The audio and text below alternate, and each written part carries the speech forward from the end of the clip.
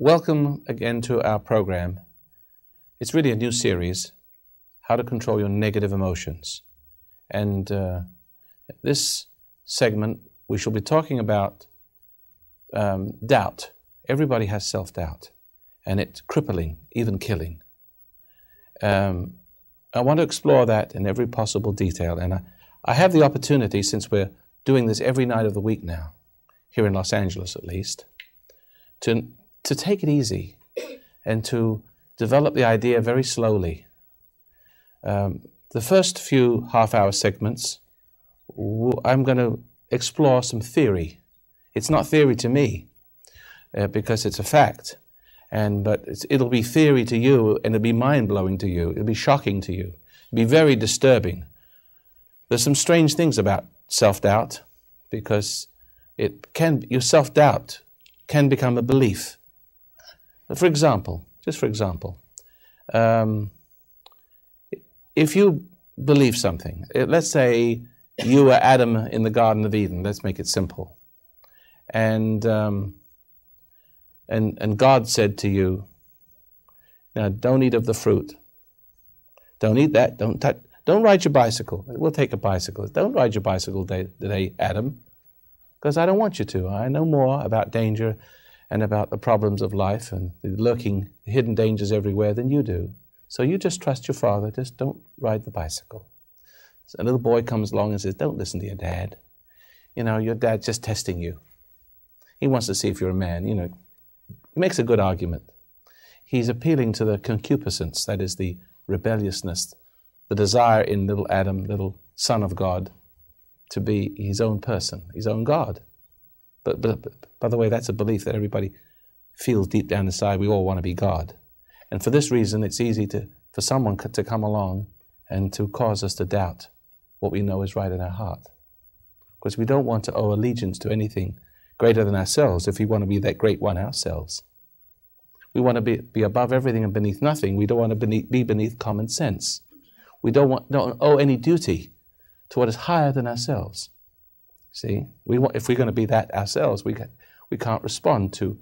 be responsible to anything higher than ourselves. We cannot be a servant if we're going to be a king. See? So there's a little psychology, a little thought that goes along with the reasons perhaps why we doubt ourselves. See, because we have something greater in ourselves and we want to be the great. So along comes the little boy and he says, "Don't listen to your dad. Let's go and have fun. Let's take our motorbikes and go and do our thing." Now, the moment you believe a person and you don't believe yourself, you don't believe what you know you should believe in, the moment you desert your first belief system, your first estate, you're actually believing into what's made you doubt. Is that too fast for you? You see? In other words, to believe somebody, you have to doubt yourself. So, this is our problem. If it's true that the human race came into existence because of self-doubt, it seems to me that we would all be born self-doubters. Because once little Adam doubted himself, what is the first thing he did? He made an excuse for it. Isn't that what you do when you are made to doubt and go against your own best interests? Don't you make excuses? In other words, you can't admit that you're wrong. In other words, you become wrong by doubting what is right and believing what you want to believe. But then you doubt that you are wrong. Now you're dependent on the same types of people to help you believe in yourself. You're afraid not to believe in yourself. Deep down inside us, we're all afraid of not believing in ourselves. We all want to believe in ourselves because deep down inside, right deep in our psyche, as far as you can go, all of our problems, every problem we ever had in our entire existence stems from not believing in ourselves. Believing in what we were born to know, but being seduced by the little boy to go out riding on our motorcycles. Or, as it was in the Garden of Eden, to eat the forbidden fruit of knowing things for ourselves. But we don't know things for ourselves because we take on the mind of the betrayer. Am I going too fast? I said I go slow, but I haven't. Have I gone too fast for anybody? It's pacing it right. You see, once you doubt what you know is right in your heart, you can no longer live from that higher knowledge. Just like if the little boy was my son, little Adam goes off riding on his motorcycle, and he doesn't want to admit he's wrong. He cannot face his father. He has to say to his friends, he has to look to his friends for reassurance. Isn't that what we all do, look for reassurance? How many people look for reassurance that they're not wrong? Come on now. Everybody. The need for reassurance is something's gone wrong. Something gone wrong wants to feel right about itself. Now, there are so many different angles that I can take on this, and I hope that you'll interrupt me every now and then. Maybe you won't in the first half an hour or the second half an hour, but if you feel something moving and you say, oh, Roy Masters, I've got to ask you a question about this, maybe I can take it in a tangent. I can take it so many different ways. But once you become wrong, you defend the wrong. You do not have your own mind. Because if you doubt what you know is right, you have to believe in what's wrong. Or if you believe in what's wrong, you have to doubt what's right. Until you admit that you are wrong, that you should have listened to yourself, that you were selfish, and that you had a motive, a rebellious side of you, as I started off saying, that wanted to believe that you could be God or something, wanted to be something that you could never be. We all have that desire to be something we can never be. See, that separates us from what we know can be. We all have that. But until we admit what that is, it's pride. It's pride that doubts the truth and becomes wrong and inherits the mind of the seducer and seeks the reassurance of the seducer. Haven't you noticed that your children, once they get onto drugs, the morning they go out of the house, they're your kids. When they come home at night, they're somebody else's child, aren't they? And they defend their pusher. We all defend that which has corrupted us because we don't want to admit we're wrong. Once we become wrong, pride enters into it. A spirit of pride enters, and we will always deny that we're wrong, and some people will seek positive thinking. See, we sense that deep down inside us that the root of our problems is doubting ourselves. Isn't that right? Right down at the basis of our soul, in a way that we cannot express or ever talk about, and has never been spoken about in the course of human history the way perhaps you will hear it tonight. But deep down there, we recognize that the crack, the schism in our soul, our personality, everything that's ever gone wrong with our lives is because we have doubted ourselves or been made to doubt ourselves, either by fair means or foul. We'll come to that in a minute. You know what I mean by fair means or foul? You can be seduced by praise or someone who's going to push you down to build themselves up, who is threatened by your innocence and throws confusion into you. But deep down inside, whatever the reason, everything that ever goes wrong comes right rushing through that little hole, that little window. And nothing that you can ever do from that time on for the rest of your life will ever be right. It will always be based upon the influences of the corrupter. Who is your corrupter? Who is the person in your life that has made you doubt yourself? Did you make yourself doubt? Were you the original person in the Garden of Eden? And were you once right and became wrong?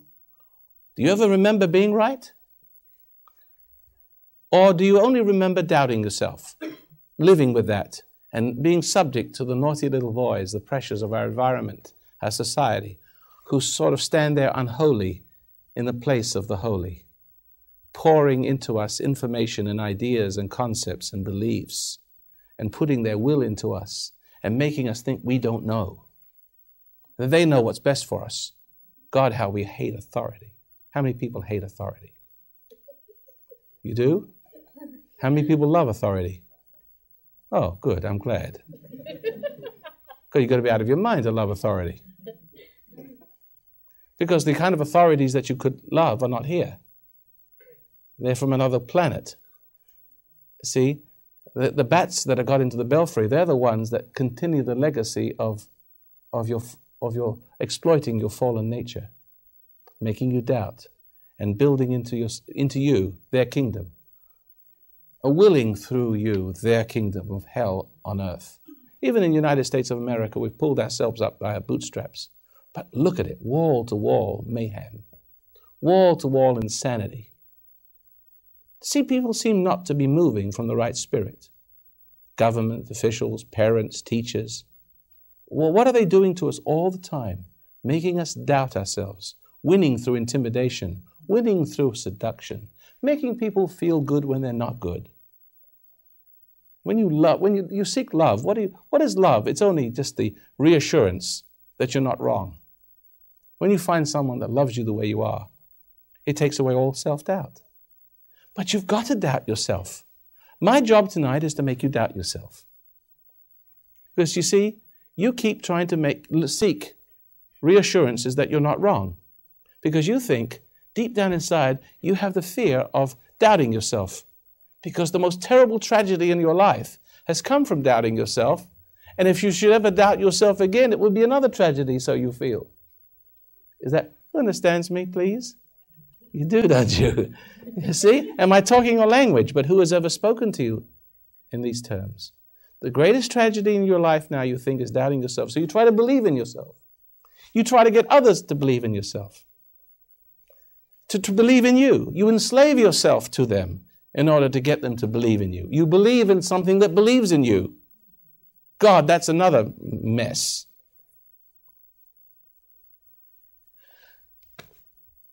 When the real truth of the matter is that nothing that you can do on the face of this earth, every trick that you can pull, every maneuver, every love, every positive thinking book, every religious verse and chapter, designed to buoy up the spirits and take away doubt, to save you from self-doubt, is only saving you from the truth. Positive thinking is positively wrong. It's a big fat lie. You see, you get caught up in it and you think you're wonderful. Everybody else can see you're not wonderful, except the ones who want to take advantage of you. Right? They'll help you to see you that way, you see. And that way you can't see them getting into your pocket and getting into your life and getting into other places unmentionable. See? So my job, as I said this evening, is to get you to see that original crack, that schism in your psyche, your soul. And that I want you to be absolutely doubtful. I want you to doubt that you're right. I want you to doubt that you can ever be right by trying to be right. I want you to look at your love and your need for love and for reassurance as a bunch of trash. That it has something to do with ego entering into you from some distant past, some ancient trauma. And you don't remember ever standing there making a choice whether to believe God or doubt God and to be your own person and to be what you want to be through the help of all the positive thinking twerps in the world. See? And all the lying lovers. Because everybody that loves you the way you are is only making you doubt the truth even more and bringing you to a greater doubtful. Because don't you see that you are repeating the original sin over and over again? You do what's wrong because you're seduced. You were born under the influence. You're born doubting yourself, but not wanting to doubt yourself, but wanting to believe in yourself. But never mind whatever happens, even if you find someone who believes in you, they're really reassuring that wrong is not wrong, but wrong is right. And you're becoming addicted to that love. And then you start doing things for them to hold on to that love. And what are those things? Are they right things or wrong things? They've got to be wrong things because wrong things will serve them. Right things won't serve them if they're that kind of person. They're selfish, willful people. They are going to love you and help you not doubt yourself and make you addicted to that love and make you feel good about yourself, so long as you do what they want. And then you can't say no to them.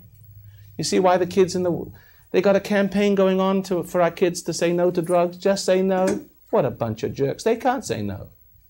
They're addicted to love. Because they're not confident.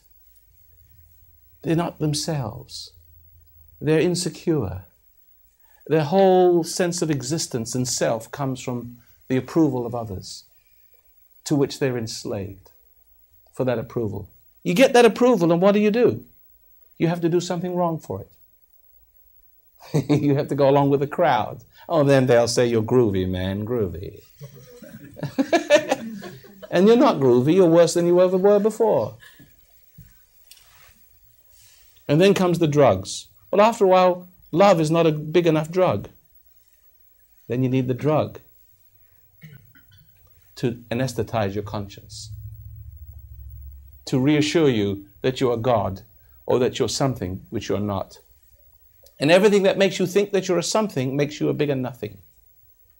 And this nothing doesn't want to see that it's a nothing. It doesn't want to doubt that itself again. And therefore it gravitates to the lies, to the reassuring lie. It gravitates to the seducer. We're always drawn to the things which are worse for us, thinking that it's best for us. And it can never be any other way, so long as you're not willing to face the truth that you're a naughty boy and you're a naughty girl, that you've inherited death as part of life, and death through sin, and sin disobedience. Doubting what's right to be the right. See? And then doubting that you are. When you doubted what's right to become wrong, you doubt that you are wrong. It's endless. What is an excuse? Tell me what an excuse is. It's a denial. Thank you very much. Whispering in the crowd, but it's denial. What is drinking? Denial. What is smoking pot? Denial. And you see, once you become a denier and become a very guilty person who doesn't think he's guilty at all, what is the biggest threat to a guilty person? Truth. And the innocent. The innocent must be made to doubt themselves. So your mother and father were as guilty as hell. Yes. You see, when they loved each other, they took each other's self-doubt away. Adam's wrong. Adam listened to his wife, his woman. He became wrong. And then he depended on his woman to feel good about himself. So her life, her miserable lot was to make him happy. To make him feel like he's a man when he's really a monkey. See, and he doesn't want to, she made a monkey out of him, and this monkey wants to believe it's a man, and it isn't. You see, I fry up the bacon and put it in the pan. I never let you forget that you're a man. What was that commercial? Do you remember that commercial? She's the working woman, the mother woman, and the whore and the wife, and all rolled in one. A man's existence revolves around the feminine spirit. We're going to discuss this. And so does a woman. When she finds herself being married to a man, it's only because it's the man in her being seduced by the feminine spirit of her husband. She's married her mother. But we've had programs on that, have we? I don't want to go into that tangent. I'm getting to the nitty-gritty of all your troubles. I'm trying to say, in this first segment, in the simplest possible terms, actually I should have come to this on the 5th program. We'll come back to it on the 5th program and re-explore it. Because the questions that you were sure to ask me will make me say, well, remember what I said when I opened the program about self-doubt and admitting that you're wrong and being sorry? That's what I'm coming to now, being sorry. You're going to have to realize that this crack, schism in your personality is kept in place. A distance between you and reality. The new life, the rebirth experience, has to do with your denying. And denying has something to do with fantasies, because when people in their tortured brains, in their inferiority and guilt, imagine themselves being worshipped and loved, and you're standing on standing on the steps and thinking you're the Pope, or catching hand grenades in mid-airs, or and everybody loving them and applauding them. You see? In our fantasy, we imagine that we are okay. We have a love object that will never disappoint us, will always accept us the way we are. Even there, it's dangerous. So we've got to realize, not because Roy Masters says so. Roy Masters, as far as you're concerned, is just a bag of wind. And I'm a foghorn, warning you, of the impending rocks, disaster, but has an intelligible sound. You don't need elaborate psychotherapy. Those suckers don't know either what's wrong with the human race. You are getting better just listening to me right now, because there is an apex from which all problems spring. You've loss of your humanity. The loss of your humanity because of the loss of your faith in yourself. And then the springing up of the wrong faith in yourself, in the wrong self. There's a wrong self that springs up. And it twists this meaning of doubt as to have faith in yourself by all the wrong methods and by all the wrong people, places and things, the misuse of objects. Because somehow you feel that you must have faith in yourself. I mean, if someone convinces you that you're a jerk and that you're stupid, you spend your whole life trying to prove to yourself and to that person that you're not stupid. Now, how stupid can you get? See? Then after a while, when you spend your whole life trying to prove to a person they're stupid, and if maybe they'll reject you keep trying harder and harder to prove to them that you're not stupid. And let's suppose you make a lot of money, drive in with your Rolls Royce, and you see, I'm not stupid. I'm not inferior. And the sheer weight of evidence makes them believe that you're not stupid. So all you wanted to hear is you're not stupid. How stupid can you get? You're not stupid because they say that you're not stupid. You're not any smarter because they said it. You're still stupid. You're stupid for believing that you're not stupid. You're stupid for wasting your life to prove to that person, or to prove to yourself, or to make that person. You don't know what your life could have been all about, and you feel the pain of it. You'll feel a very hollow victory if you could ever get them to eat crow. Very hollow. Suddenly, when you come to the end of your journey, you're going to feel a greater pain than you ever felt before. You're going to feel more stupid than you've ever felt in your life before. Who's felt that before? Good for you. Glad you see it. The secret is, had you not reacted, have you not been responded? Now you listen carefully how I'm saying this. Have you not responded to the intimidation or the temptation? Temptation comes in two forms: seduction, subtle, seductive, appealing to ego, to the rebellious side of man, or which is the king side of man. The ego has two sides, king and judge. You got that? So you can appeal to that side,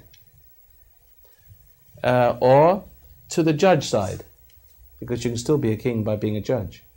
Sometimes you're king and judge, and sometimes you're just king. The positive thinkers with their glasses, rose-colored glasses on, and then other people are kings just by being judges all the time, looking down their nose at everybody, looking for something to hate, right?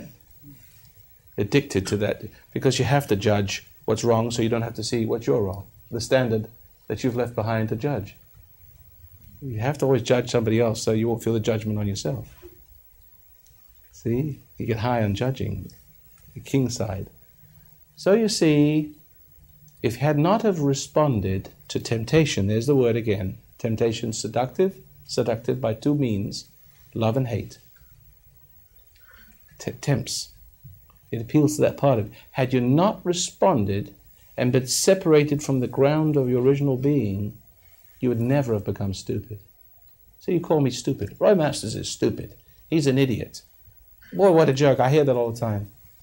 It just goes through one ear and comes out the other because there's nothing in the way to stop it.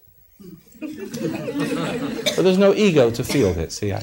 modify it just a little bit. The pride is disappearing. I'm not saying, trouble with people with they won't admit they have faults.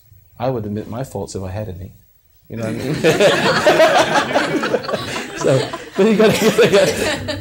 That's basically the truth. They won't admit they got faults. And you're going to have to admit what the fault is, but we have to go to the basic fault. And that is responding to the temptation and becoming separated from the ground of true intelligence. And taking on the mind of the other person, either through responding with love, praise, or hate, judgment. See, and taking the mind of the tempter into yourself. And from that point onwards, you have lost yourself, your center of who you are. And you try desperately to be right, rather than admitting you're wrong for hating or wrong for being seduced.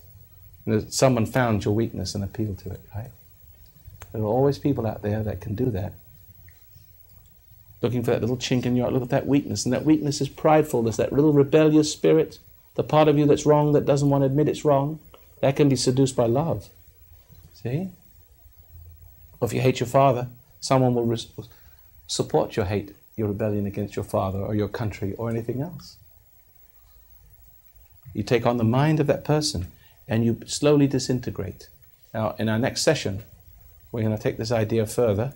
Now, the next session is within minutes from now for us, but for the audience, it's going to be tomorrow night. And the night after that, we're going to continue on the subject of overcoming self-doubt. But first of all, we have to understand what it's all about, what we are overcoming, what it is, what the problem is. Thank you very much for listening and supporting our broadcast, because supporting this broadcast will keep me from doubting myself. Thank you very much. Hello, welcome once again to our program, How to Control Your Negative Emotions. And we're talking about conquering self-doubt, very important subject.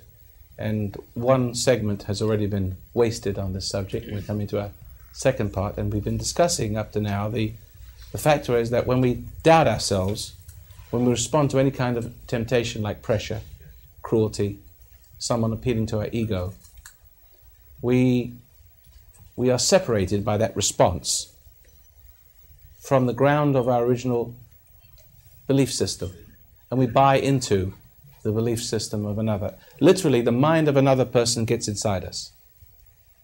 Now, if we were created by God to listen to His laws written out in our mind or heart, and I believe we were, and I believe the reason why the world is in such a mess is we listen to everybody else except ourselves. And the self that I mean is in higher case, uppercase.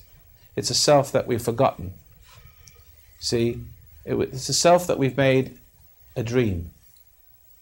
And we're listening to a self that we're trying to make a reality. We're trying to make a wrong right.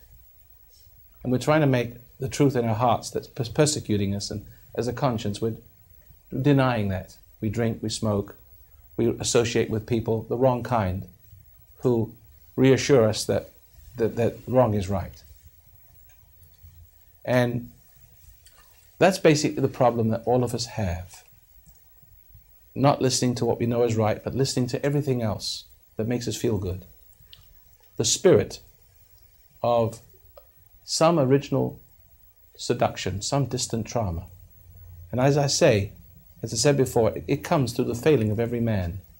It seems to me, and I don't want to go into the man-woman relationship too much, although it does encompass it quite a lot, because it transfers from family to family, that if there was an original sin, original place where man fell from this mind of God and took on the identity and the mind of the seductive spirit and separated us from true intelligence and gave us an artificial intelligence called intellect, and this craving for reassurance from the seducer, you'd see that relationship between man and woman.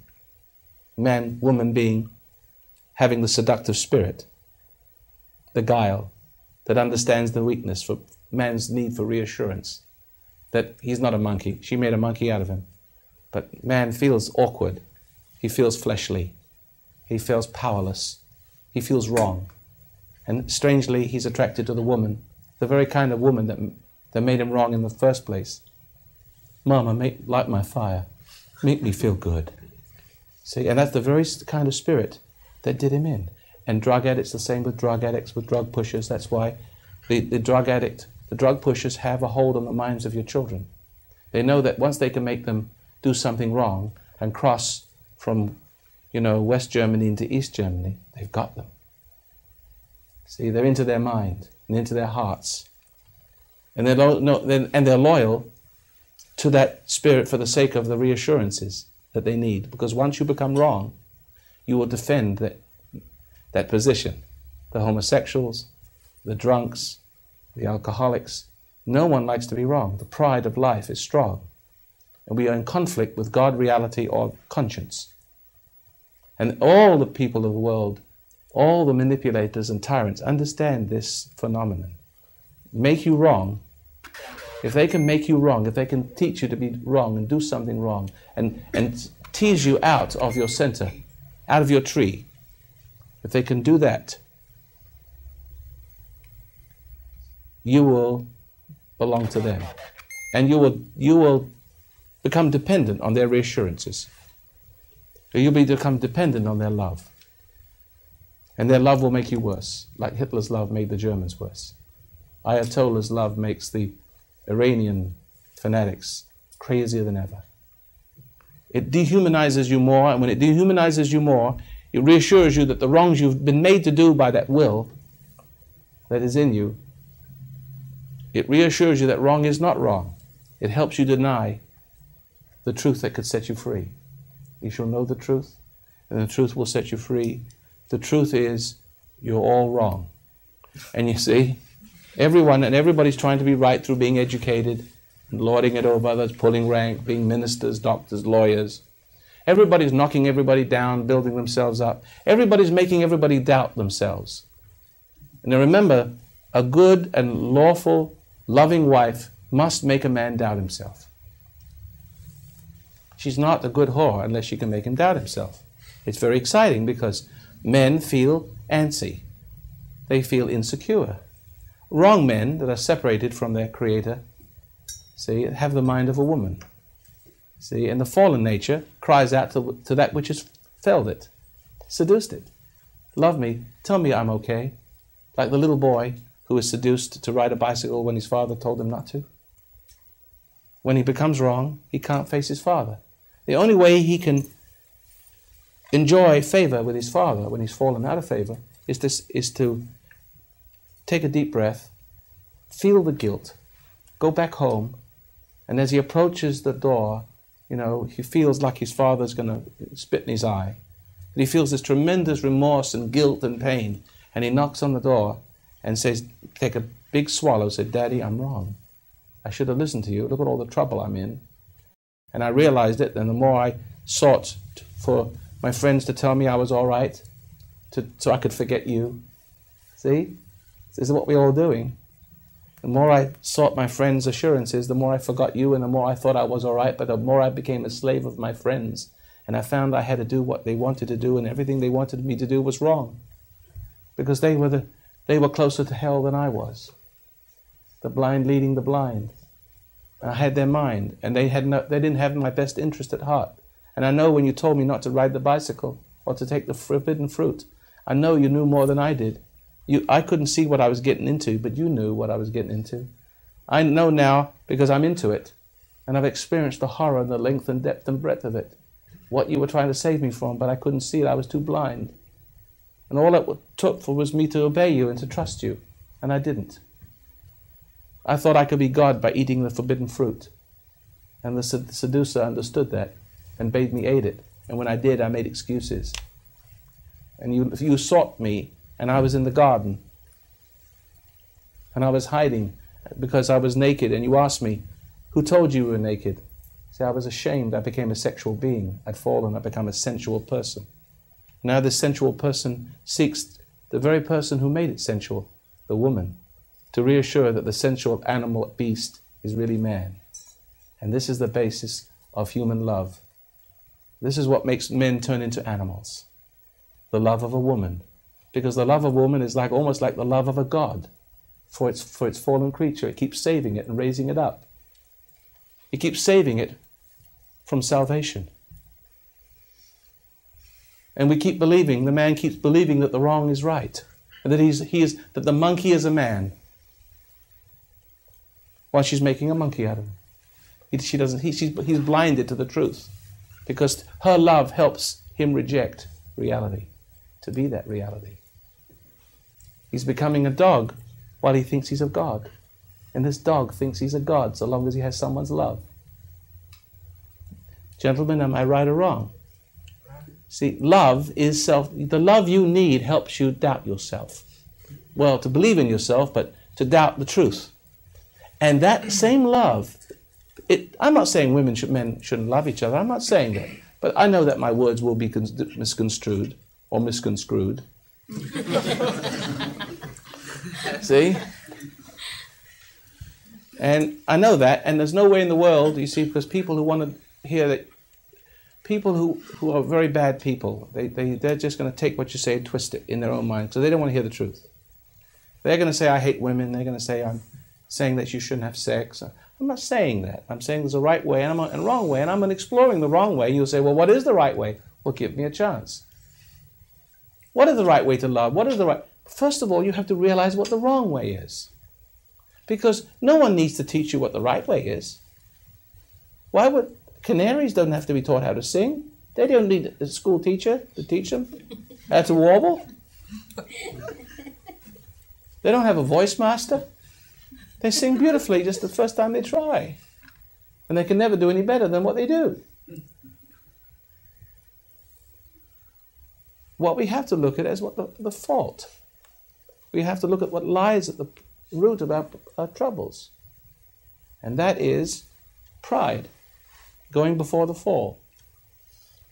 And this haughty spirit keeps on finding every way it can to deny that it's wrong. This whole process of denial, thinking that you're wonderful persons. And you may be married, and be married to a person who thinks you're wonderful. And that person has a job. That insecure person has a job with you so long as they go along with you, and you can reward them with flowers, and you can have this sort of silly little romantic thing going, but you're dying. So you're dying because a part of you needs that kind of lying love. And you're caught up in the lying love, and as you're caught up in lying love, you have the illusion that you're okay when you're not. And as long as this exists, you cannot draw a sane breath. You inherit death as part of life. And see, only perfection transcends death and mortality. It is imperfection that makes us mortal. And the imperfection is pride as it enters with its denial process. The denial of truth, to go on being prideful, thinking that we're right when we're wrong, that we can have our own destiny, we can really be somebody, even cure ourselves, heal ourselves, be great artists, great lovers. We've got to be a great something in somebody's eyes. We're just deceiving them, and we're deceiving ourselves. We even deceive our children. As I started to say before, that once we become as guilty as hell in the process of denying the truth, and with all the wrong friends and all the wrong religions, and our music and our cultural reassurances. See, all of these are anesthetics to reality. And slowly they choke the life out of us and we die. We become more and more mortal, more enemies of reality, even the reality of our own children. And we'll curse them for their little innocent eyes looking at us. They're not exactly innocent, but they're not as guilty as we are, because they're born in sin. What does that mean? Well, our parents made us doubt ourselves. We had a parent that demanded that we look up to them, even though they weren't worth looking up to. We may have looked down on them, but we were tempted by the wickedness in to become prideful. Remember I said love, hate? When there are two forms of temptation. One, someone loves you and thinks you're wonderful. The more rotten you become, the more you want other people to think you're wonderful, and more addicted you are to that love, to that church, to that drug, to your friends, to your drink. and to your barroom buddies, scumbag barroom. See, I've got to say that. I can get everybody angry. I want to get you to get upset that I can get inside you, don't you see? So don't be upset if you're watching this program, because upset is how I get to you. How I give you a case of psyche and indigestion.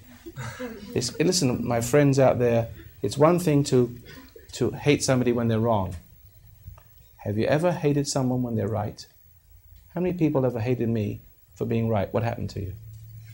You know what? It gave you a terrible agony, didn't it? Somehow I got in there, and the very thing you were trying to forget by hating me amplified itself inside you. And finally you said, my God, this man's right, I'm wrong. And then you felt better. Is that right? Jesus says, they hated me without a cause. There was the only man that ever lived that anybody could hate. And they do hate you without a cause. The world out there will hate you for a reason. They'll hate you because you're right. They'll hate you because you're innocent. They hate you because you destroy the illusions they have because you're not as deceived as they are. There's still a light shining in you, and you're still looking at them as weird. See? Mom is weird. Dad is weird. The preacher's weird. And and all these people, the preachers are weird, the rabbi's weird. The teacher's weird, the system's weird, the government's weird. They all do weird things to confuse you, keep you off balance. Because they can't, don't you see, your parents have become enemies of reality? Remember I said they defend, and they'll attack you. The very light that you have in you, the very light you had when you were born, was a threat to the dark side. They will react to you in exactly the same way as your conscience, except when you were little, you couldn't handle it. You can attack Roy Masters. God help you. May Lord have mercy on your soul. You try it. That's why I say on my radio programs, here's David, where's your Goliath? Where's your experts? They don't step forward in 27 years. Have you noticed it? I do it every week regularly. Because the spirit, that kind of spirit out there, it loves the innocence and the naivete of the innocent. See?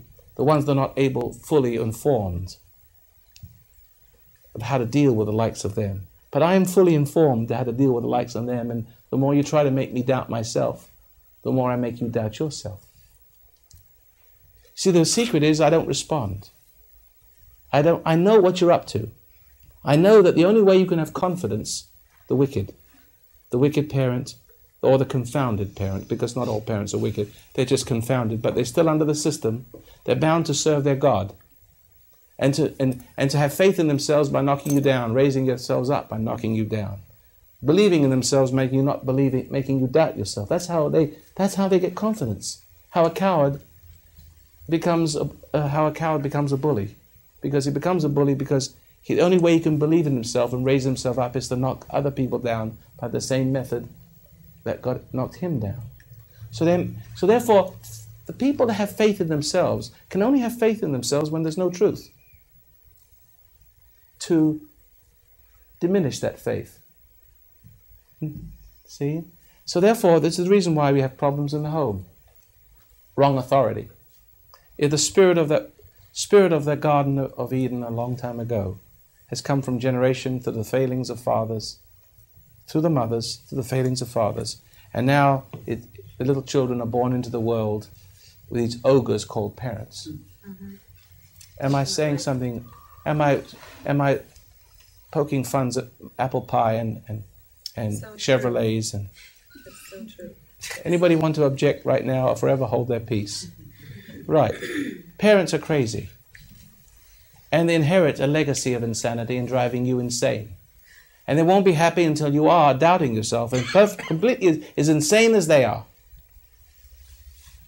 You may become more insane than them and make them feel better. They try to rescue you.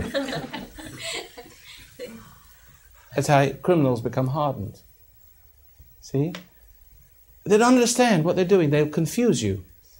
You watch a mother feeding a little child with a spoon, she grabs hold of the spoon and feeds it and won't let the child feed itself. And then the child wants to feed itself, but she doesn't let it feed itself, but then the child gets angry and then lets it feed itself. Or she waits for the child to cry for a glass of water. A glass of water is natural for a child, but she can't be bothered. That moment, the timing, just right. She wait for the child to get mad. And then for her to get angry and upset. And then she teaches the child to be upset to get a glass of water. See? Or she'll upset the child to eat and won't let the child eat because to satisfy its own natural instincts, but to satisfy the mother's desire to put her will into the child. Because that's how the first woman got into the first man, by making him eat something he shouldn't eat. See? And the mother becomes threatened because the child won't eat it. So this is how it begins in the early stage. Mothers confounding, parents confounding the sensibility of their children. And also of their husbands. Because there's something in a woman that wants to dominate. It's not the woman, really. It's not her fault. Remember, we're talking about Adam and Eve both being victims. That a spirit operating through the woman in relationship to the man. That you understand that if you were an original Adam in the Garden of Eden, you needed something to support your rebellion. Right? And that would be your friend that supports you in your rebellion against God. But once the rebellion took place, once you responded to the lie, once you responded to the appeal, you became an enemy of reality, and your woman would become the enemy, the supportive, your ally in your rebellion against reality, to help you feel that wrong is not wrong, but right. Now, do you expect that woman to be your friend or your enemy? I had a man one day, he says, I'm married, and I woke up one morning and my wife's a liar. I didn't know that. I said, but you married a liar. That's what you want? He said, no, I didn't want to lie. I said, you don't understand your ego nature. Men are unconsciously drawn to the kind of woman that will lie to them as well as lie with them. You understand that? And one day, you'll find that you may be able to rebel against God, but not the devil. And when you try to rebel against those who have supported you in your rebellion, helped you doubt yourself, and then loved you and helped you to believe in yourself, one day you'll wake up, if you have any reality left at all, you'll see that your helper is your betrayer, that your lover is your betrayer. So where you might have fallen in love, and we all fall in love because we have a state of ego that needs that love to reassure us that wrong is not wrong, that wrong is right. But that state, relationship, see, man being into woman, woman being into man, and man having the mind of the woman rather than the mind of God. See, he's exchanging his loyalties and his dependencies, and his nature is changing from sensible to sensual, from life to death, but death which looks like life because she lights his fire. Life through excitement, life through stimulation. Each lie stimulates. Lie is exciting. Try to sit still in a room. See how bored you get. What is boring is because you don't have an excitement to take you away from the reality, the wings of reality brushing too close for comfort. Because when you sit still in a room without the reassuring lie, you'll start thinking about calling up a friend. You start thinking of sex and fantasying if you can't have it in reality. You'll have your companion in your dreams if you can't have her in reality. Your lover is your betrayer. And even in your dreams, she'll betray you. She'll dehumanize you while pretending to humanize you. She'll wrong you and pretending to right you. And it's all because you have one problem. You can't admit you're wrong.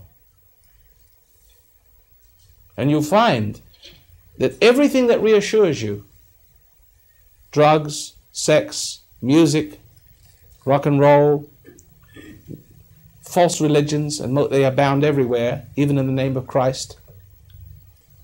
Not that Christ is wrong, mind you, that in the name of. Many coming in his name, leading many astray, sort of thing. Everything that makes you comfortable, everything that seems to be your ally, that takes away this feeling, that reassures you that you're okay. It lulls you to sleep, it anesthetizes your conscience, helps you feel like for a moment all's right with the world, that you're in control, is your enemy, is your betrayer. That's why marriages don't work. You married the betrayer. And you've created her, you've selected her, because the more wrong you become, the more of a liar your wife has to be, and the more of a liar your friends have to be. The stronger emotional effect you need to have on your spirit and your mind through your emotions.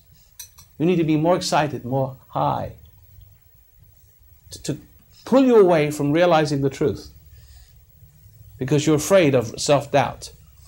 Remember what we said before, we are afraid of doubting.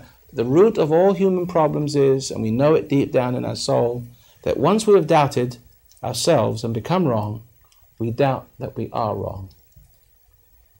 And the means, see, because we're trying to believe in ourselves now. We should have believed in ourselves in the first place. But you can never believe in yourself again until you say to your daddy, I'm wrong, Father. You come and knock at the door. Remember, I said, a little boy is separated from the rapport with his father, the grace of his father, by riding his bicycle when he is not supposed to. And he can never come back to his father until he admits he's wrong. And the only way he can avoid being wrong and forgetting his father is seeking the reassurances of his friends. And the road is paved to hell with a little help from your friends. Your friends are all liars.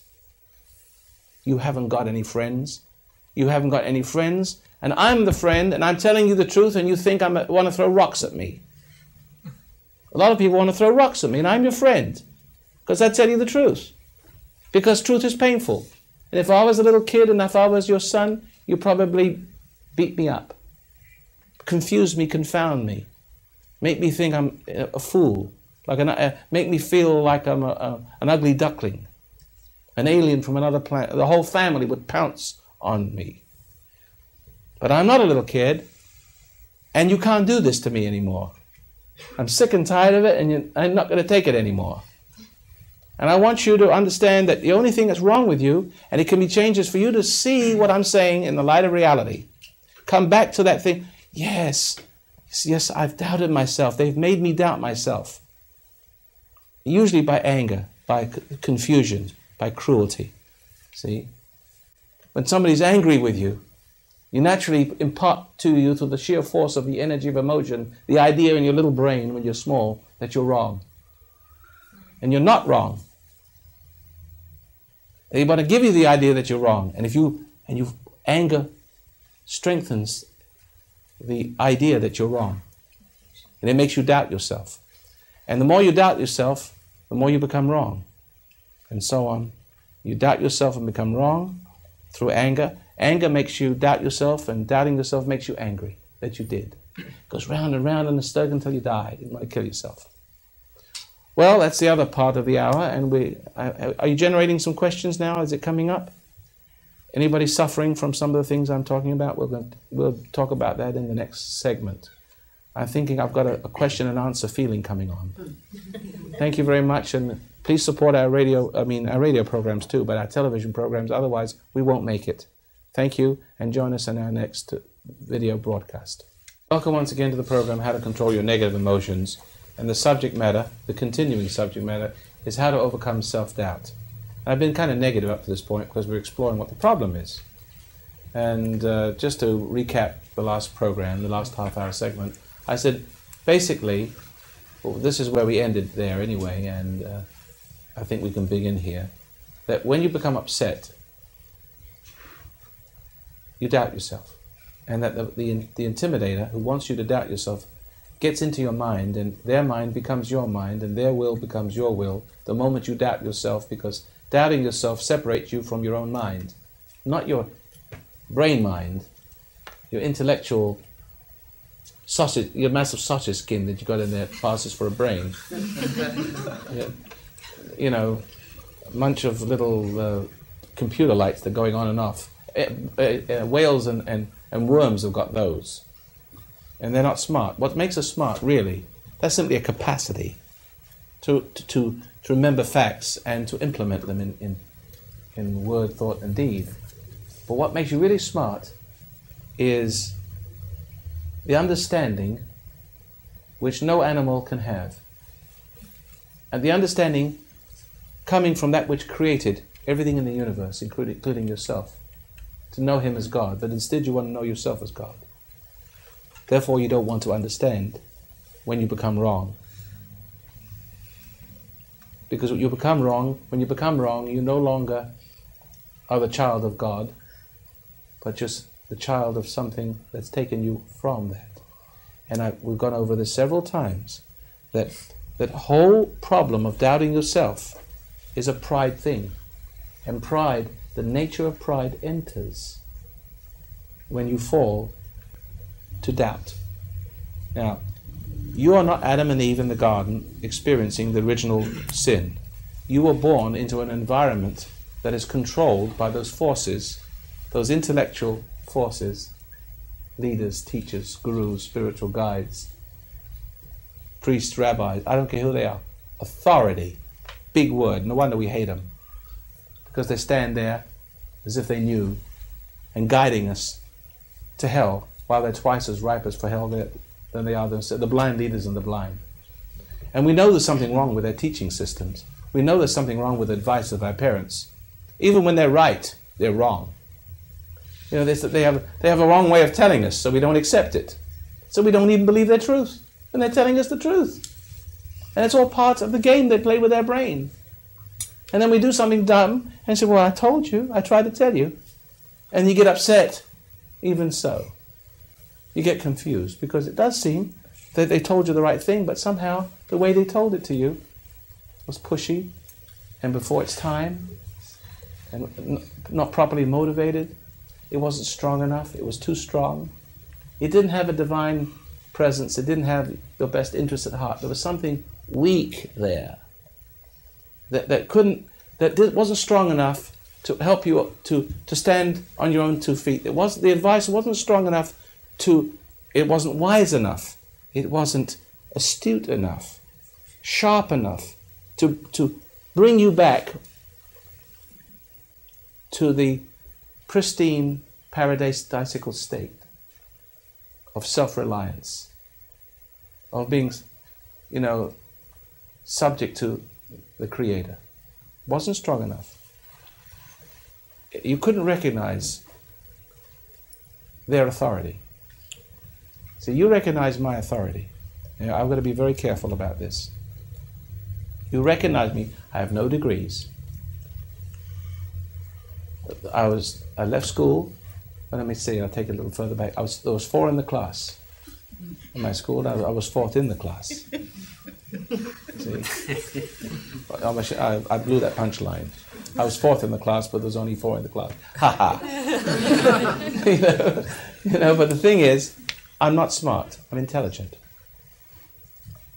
Those people are intelligent, but not really smart. See? I'm talking about smarts which somehow is guided by an intuitive something or other which has no words, an inner knowing, out of which every human being is meant to be created. Living flesh, the Word made flesh. Man shall not live by bread alone, but every word that proceedeth out of the mouth of God. Where's the mouth of God? I haven't seen it around lately. See? It's not the Bible. That's not his mouth. It's a word that proceeded out of the mouth of God. It's the kingdom of heaven, and the God or the truth is within you, somewhere beyond time and space within you. And you have 2 minds. You have a spiritual mind, which is a consciousness which is a little piece of the chip off the old block. It's part of him, and only that part in you, your humanness, which makes you human and different from the animals, is that part in you is from him to know him and to recognize him and to do homage to him. See? That was created to know him, not to be him. See? That's the difference between you and the animal. The animal hasn't got this part of the mind called the soul. Some people think animals have souls. It's because they've somehow exchanged their natures with one another. they've given something of their self. They've identified with the animal. And they think, therefore, that because they've identified with the animal's got a soul.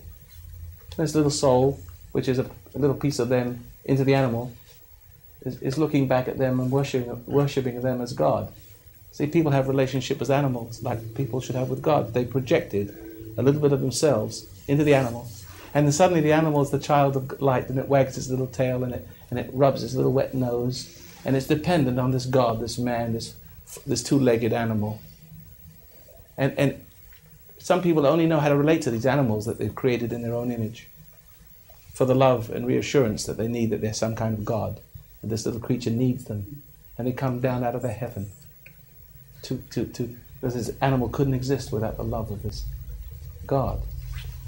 They're always putting themselves into other people or putting themselves into animals. Maybe people resist having themselves put into, but animals may not know what's happening to them. The games, the little mental games that people are playing. But man is different from all other creatures, and he has this soul. And by this soul, as long as it's connected, it's centered, can know all things. It can know all truth. And the way that it knows, the way that thoughts and concepts and principles enter through eventually translates as a kingdom of heaven on earth, is the living flesh. Jesus was one of the first creatures on earth the Word was made flesh, and it helped his relationship with his Creator, helped him transcend evil with the good that was there. He even transcended the carnal and the mortal, and he transcended even death. And I honestly believe, I don't mean to deviate and take you on a roller coaster ride, but I do believe that when you doubt what you know is right, when you're made to doubt what you know is right by the authority that you are born subject to, the one-upsmanship of the world, you're killed. A wrong spirit enters, and you're shut away from the flow of understanding, which is to become life and flesh, the Word made flesh. And there's a tremendous emptiness. See? A schism between you and real life, and you compensate. You tend to reach out to the thing that killed you, like a psychic jujitsu. Something appeals to your ego, and you fall away from life, and you feel like you're dying, and you feel like you're wrong, and you seek life, excitement, and the illusion that you're right through that excitement. And then through our whole life, because we're so tuned in emotionally to the world, so violated, so displaced, it's like, for example, let's say there was only two stations, and you have a switch, and you either switch to one station or the other. Can you see that if you switched the station from one to the other, you could only hear one station? You would not know, you could conceivably not know the other exists. And if the knob was frozen at that station, you could never hear that station. The only station you could hear is the one that you're tuned to. So you see, when man is seduced, when you're made to doubt yourself, you're caused to forget reality. You're caused to tune out and to fall away from the life that you could have known. And you're introduced to the life that you now know, which is a very guilty one. And there's a pride in you that doesn't want to know that this is the wrong station you're tuned into, and this is the life that leads to death. You seek more excitement, more lies, more reassurance, more love. We were speaking about that before. And we're totally emotionally caught up in a love-hate relationship with everything. Everything that loves us lies to us. Everything that makes us angry makes us doubt ourselves. The love makes us doubt ourselves, and anger makes us doubt ourselves. Have you ever tried to argue with an angry person? He gets angrier, so he doesn't. Try to tell the truth to an angry person, he gets angrier, so he doesn't have to face the truth. Then he becomes so angry and so violent, he tries to make you angry, to separate you from the truth. Follow that?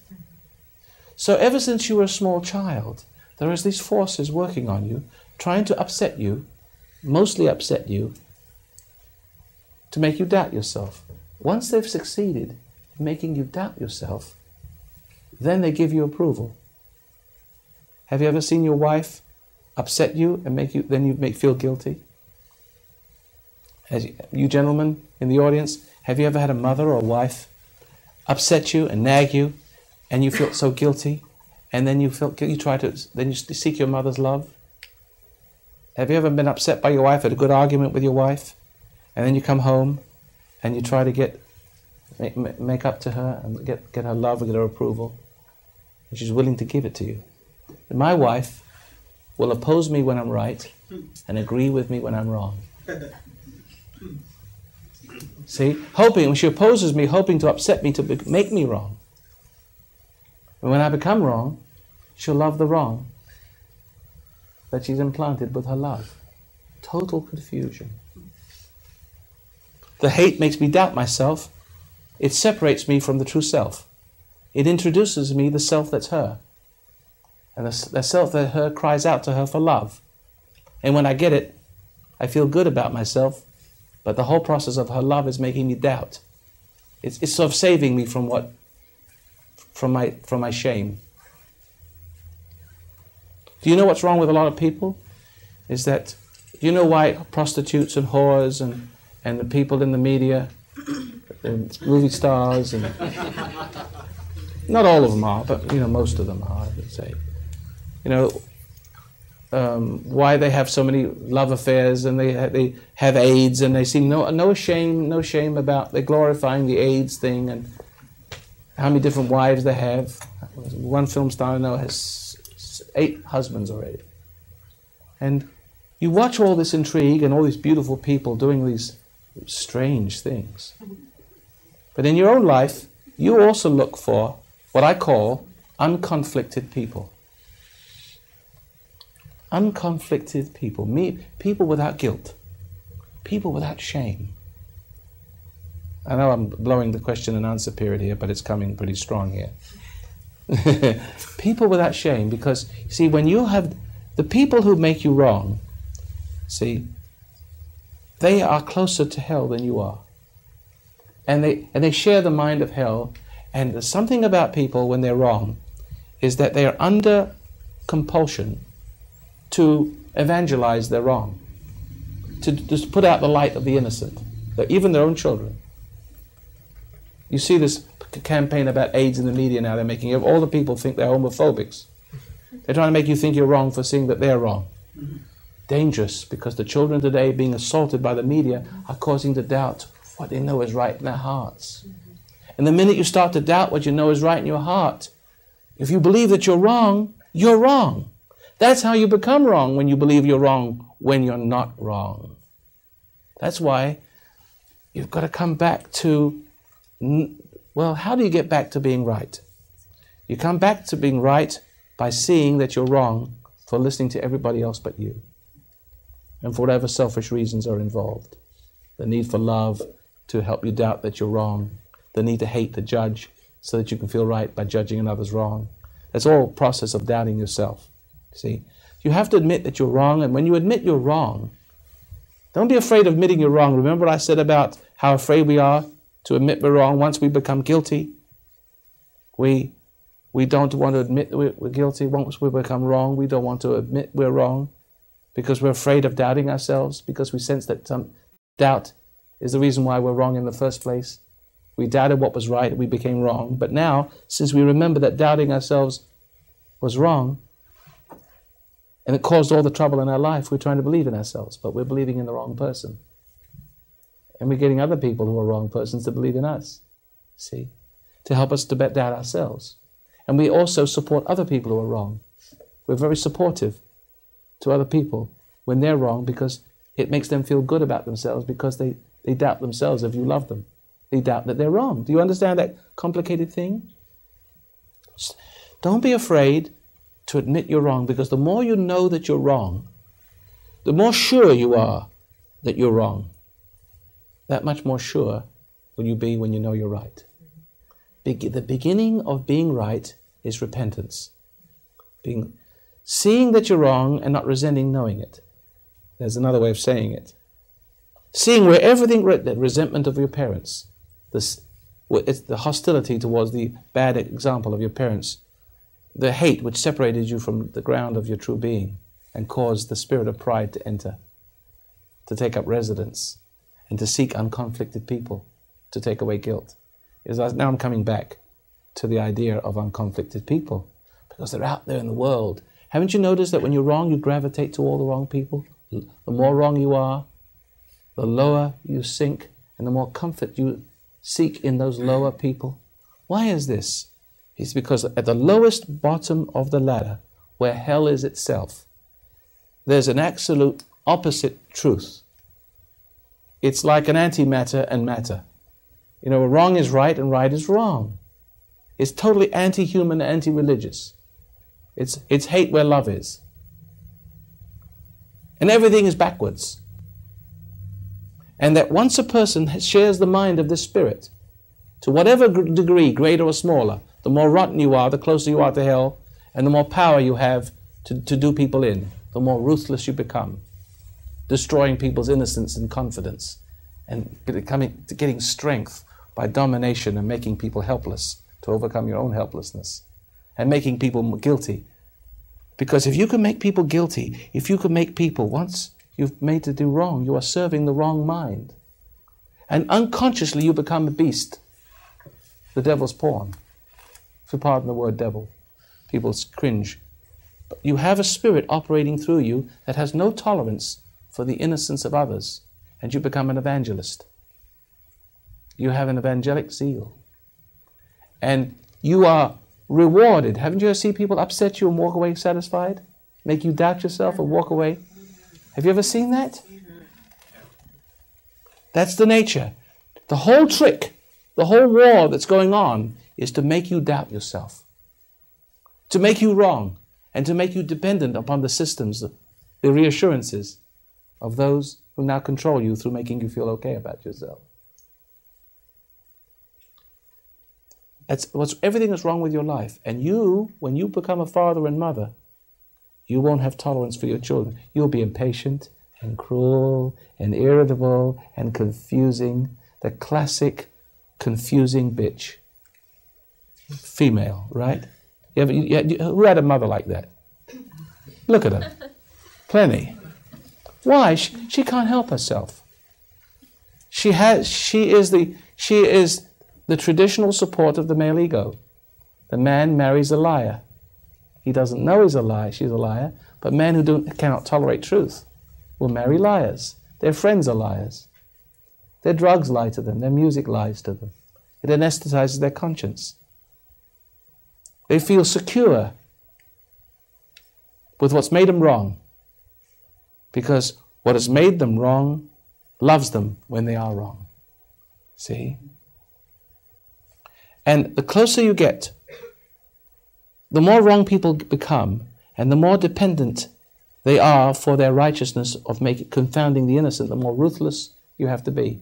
In this world, people get more and more ruthless. To have their way, they have to confound and confuse and lie love and intimidate. But once you get your way, by destroying the innocence and breaking down, going to war with their light, before they had a chance to find it, really. The more you go to war with that and get your way and put your spirit into that person and make a slave, so you have a base of power, you become the base of power because they start needing your approval. You've got something to fight. You've got something to love that needs your love, your reassurance. The more you put your reassurance into them, the more they have your mind. The more you have your substance. But the more you have their substance, look what's happening. The more you upset a person and make them doubt themselves, the more they give up an energy, a life force. And you take away their strength. You take away their belief system. You take them away from under the command of their own common sense, their creator, and you bring them under your command. You get a sense of power. And the only way they can be anything at all, the only way they can believe in themselves, is to rely upon your love and your guidance. They have no guidance of their own. They have no self apart from you. And that's how you got to be. No, not. That's how you got to be what you are. You're subject to a dog-eat-dog system, see, a chain of command. And you don't like to look back at what's happened to you. You don't like to see that you're inferior, but you create something more inferior than yourself, and you become more and more ruthless. And of course, as you become more and more ruthless, you have more and more of the mind of that spirit. You get closer to that hell that was in your parents, and your parents' parents, and your parents' parents, all the way back to the original thing seen in the Garden of Eden. But you see, all of this that I'm speaking about, the kind of ruthlessness, the kind of shamelessness that you see out there as our leaders and teachers and social models, which become our role models, our mentors, we look up to and take our identity from, all of this, these people are unconflicted people. Now I'll show you what happens, is that when you become wrong, somebody upsets you, it makes you doubt yourself, you become wrong. Now, you're in conflict with what you were. And here you have strange desires, strange feelings, guilts, and you don't know how to deal with them. There's only two ways you could be innocent. There's only two ways you can be innocent. One is to admit you're wrong, and to understand what the mistake is, and face up to it and say, I'm sorry, to yourself, to realize that you're wrong, and then that's all the spiritual father is looking for, become right again. But the other way is to deny that you are wrong. Remember how we said that? Now we come into the more carnal way of denying that we're wrong. Now these people who have no guilt at all, they're completely reversed beings. They're sociopaths and psychopaths. They have tremendous power, and they cannot tolerate innocence. They must conquer innocence to feel innocent themselves. Because if there's any innocent people left in the world, as a matter of fact, with me, I have a horrendous effect on the guilty. You can't believe the pain of suffering when there are some of them tuning into my program right now, and they just hear 5 words, and they're tearing their hair out. They're frothing at the mouth. We've got to get this guy off the TV. Now, you can't really say, I'm not saying anything really bad about, I'm just saying what's bad about them, and I'm exposing them. They can't take that because their smugness and their security and their strength and their power comes from having never met anyone that can oppose them. They can oppose everyone because everybody's got the same weakness, and there's nobody ever found the answer to it. So they can, and the more powerful they satiate themselves with many victories. There are many people living inside them, so to speak, like the devil. Every victory gives them more cunning wisdom, more intrigue, more cleverness, more treachery, more animal magnetism to suck you away from believing in yourself into believing in that person, so that if you believe in that person and that person then believes in you, you believe in yourself.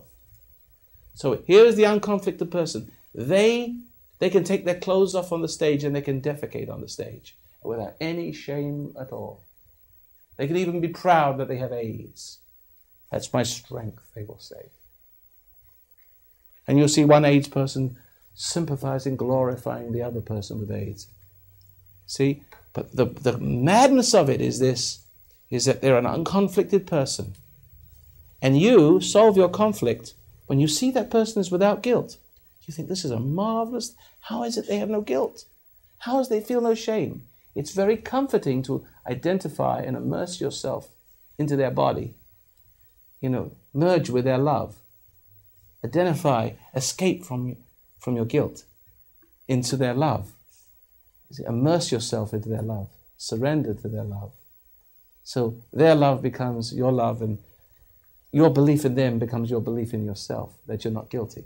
And therefore, what you're doing, that you have to submerge. You are indulging all your weaknesses in. It's sex, it's drugs, it's all the perverse things. because you're joining with them, you're identifying with them, you're immersing into them, and through their mind becomes your mind. And their love for you becomes your love for yourself. You lose sight of guilt, but you're more guilty. And then you can't live without them. And there they are, more shameless than ever, compelling you to identify and immerse yourself in their healing love. Thank you, and join us in our next broadcast. And here we are again. I'm still dressed in the same uniform. Because, it's 5 nights for you, but it's 2.5 hours for us. So here I was talking about doubt, and we've explored it, about anger, and then when you're angry you become doubtful. And even when you're loved, it's a form of doubting yourself, because if everybody loves you, then you're okay. But you're not okay, but it's the way of you thinking you're okay through people's love, you see. So therefore love betrays. And then I was speaking about the different ways how we overcome self-doubt, trying to believe in ourselves, trying to get other people to believe in ourselves, all an exercise of futility. And then the most carnal way, the carnal way of overcoming self-doubt is through association with unconflicted people. People who don't feel any shame at all. Therefore, they seem like they're innocent. And when you are full of conflict with your strange nature, when you fall to sin and you start to doubt yourself, you feel thick. Don't you feel strange sensual desires appearing, and you feel self-conscious of that? And that's the basis of guilt, isn't it? The awakening of the animal, the sensual and the weird in the sensual, And the conflict and the shame that one feels connected with it has to be resolved in some way. And one way is to understand how we got that way and being sorry for it and coming back to self-belief through repentance. And the other way, if we don't know it, is to seek to submerge ourselves with the people who don't have any guilt. Therefore, if people don't have guilt, no shame. There's only two types of creatures in the universe, 2 beings on this earth that have no shame, Jesus and the devil. See, he got no shame either, does he? See, so we tend to submerge ourselves in the people who have no shame and identify with their shamelessness as if shamelessness was guiltlessness. But it's not. It's another form of denial, and out of that springs stranger desires. And then we feel the guilt, but they don't. So we immerse ourselves deeper into the whore, or whatever it is.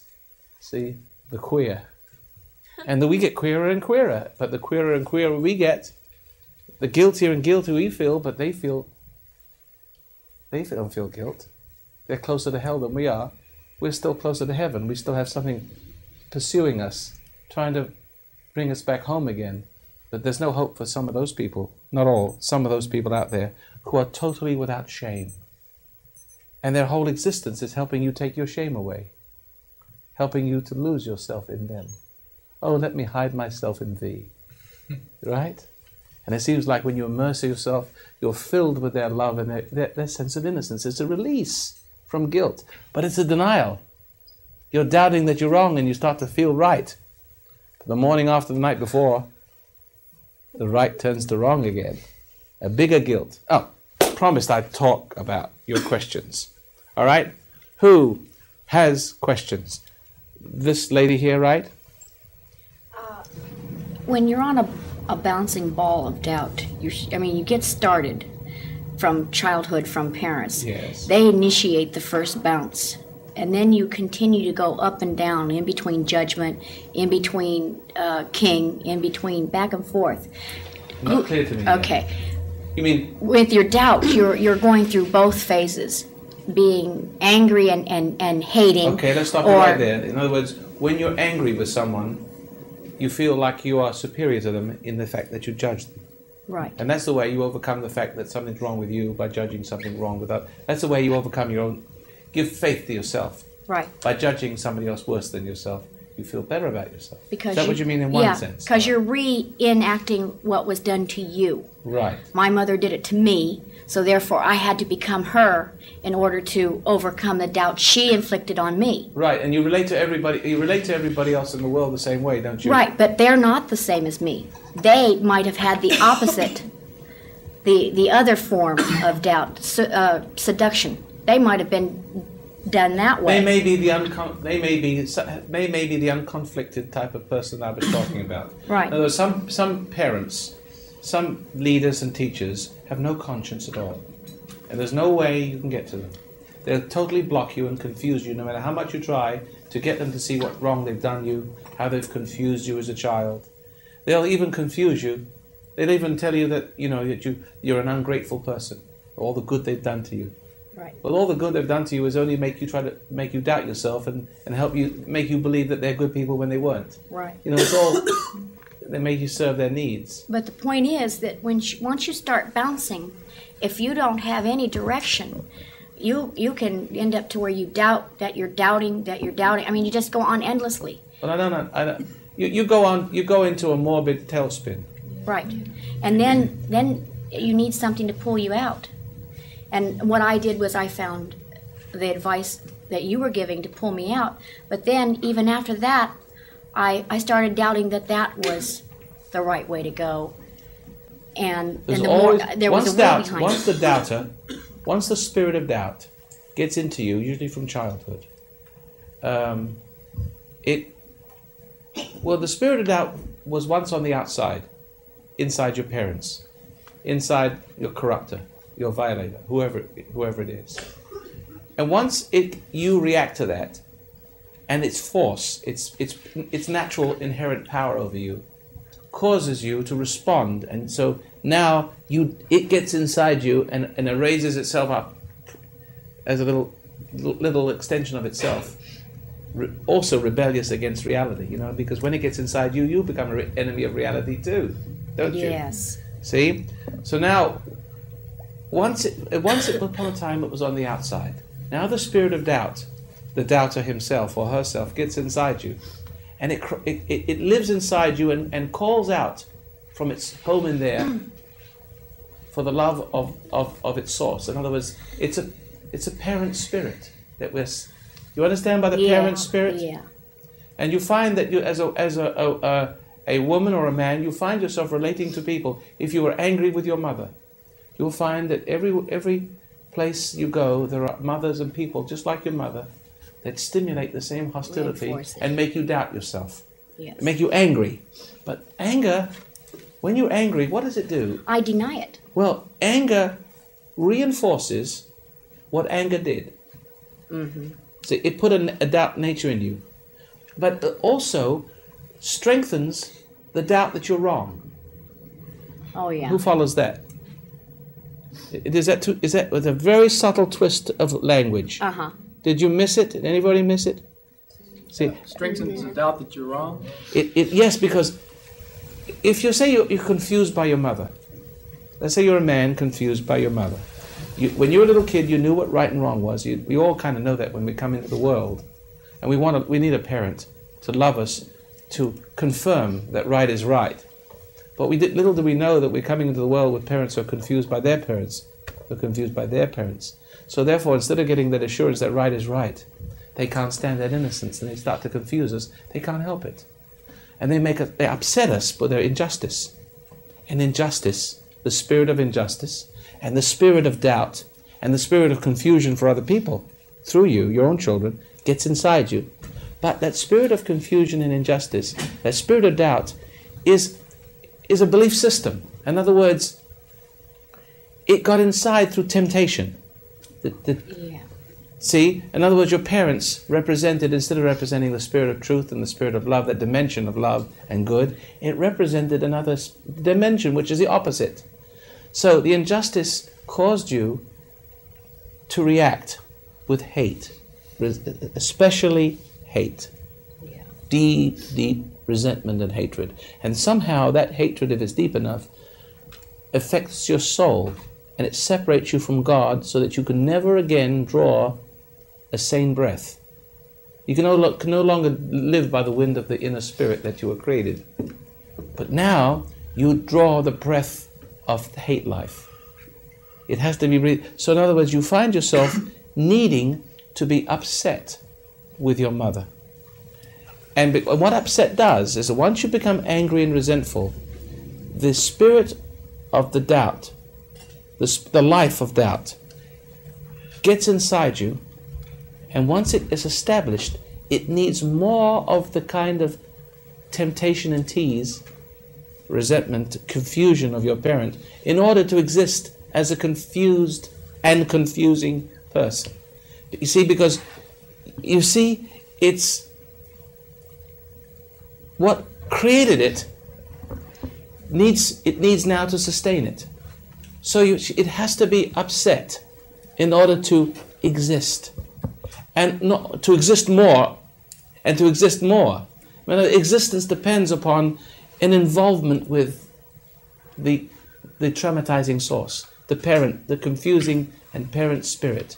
Now, but so the reaction of resentment not only introduces the spirit of pride and doubt, but reinforces the spirit of pride and doubt. But the anger at the self, the caught upness, being caught up with it, being angry makes you feel alive, and it makes you feel right, and it fulfills you with it fills the emptiness of your spirit with another spirit. See? And at the same time, this anger, this involvement, emotional involvement with this reassuring source that's angering you, helps you to forget that there's something wrong with all this. Follow that? Right. That's what it is. It's a very, very difficult thing to explain, but you become addicted to hate. And then I addict myself. I also give excuses for every single thing I do, totally denying. Because the excuse then is the mist that rises. See, because you naturally, remember, the spirit of doubt inside your mother had no tolerance for your little bright nature. So she put that in her, that nature in you. When it gets inside you, you have the same kind of thought process.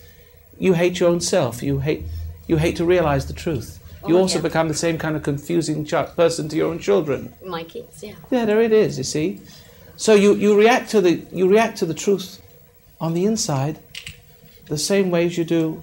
Well, you won't take correction. I never take correction. You never take correction. I'm hardly. And anybody who tries to correct you is wrong. Uh-huh. And you have to confuse them. Confusion. See, Yes. and if you can confuse them, you feel better. And I'm like that ball. I never stop bouncing. I just See, and your children are now your victims. Yeah. They have the spirit of innocence, and now you have the spirit of your mother, and now your mother is dead. Long live the queen, right? Yeah, she lives real strong. See, now all you have to do is realize that hating your mother has separated you from divine love. See, the enemy. This is the trick of the enemy. By hook, love, hooker, or by crooker,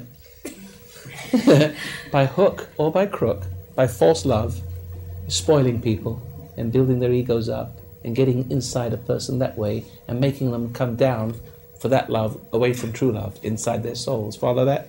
A prideful thing that's dependent on praise and that sort of What thing. I did to my two sons. Right. Played one against the other. But by hook or by crook, by being cruel to you, the purpose of the enemy spirit inside your mother, that she's not aware of herself.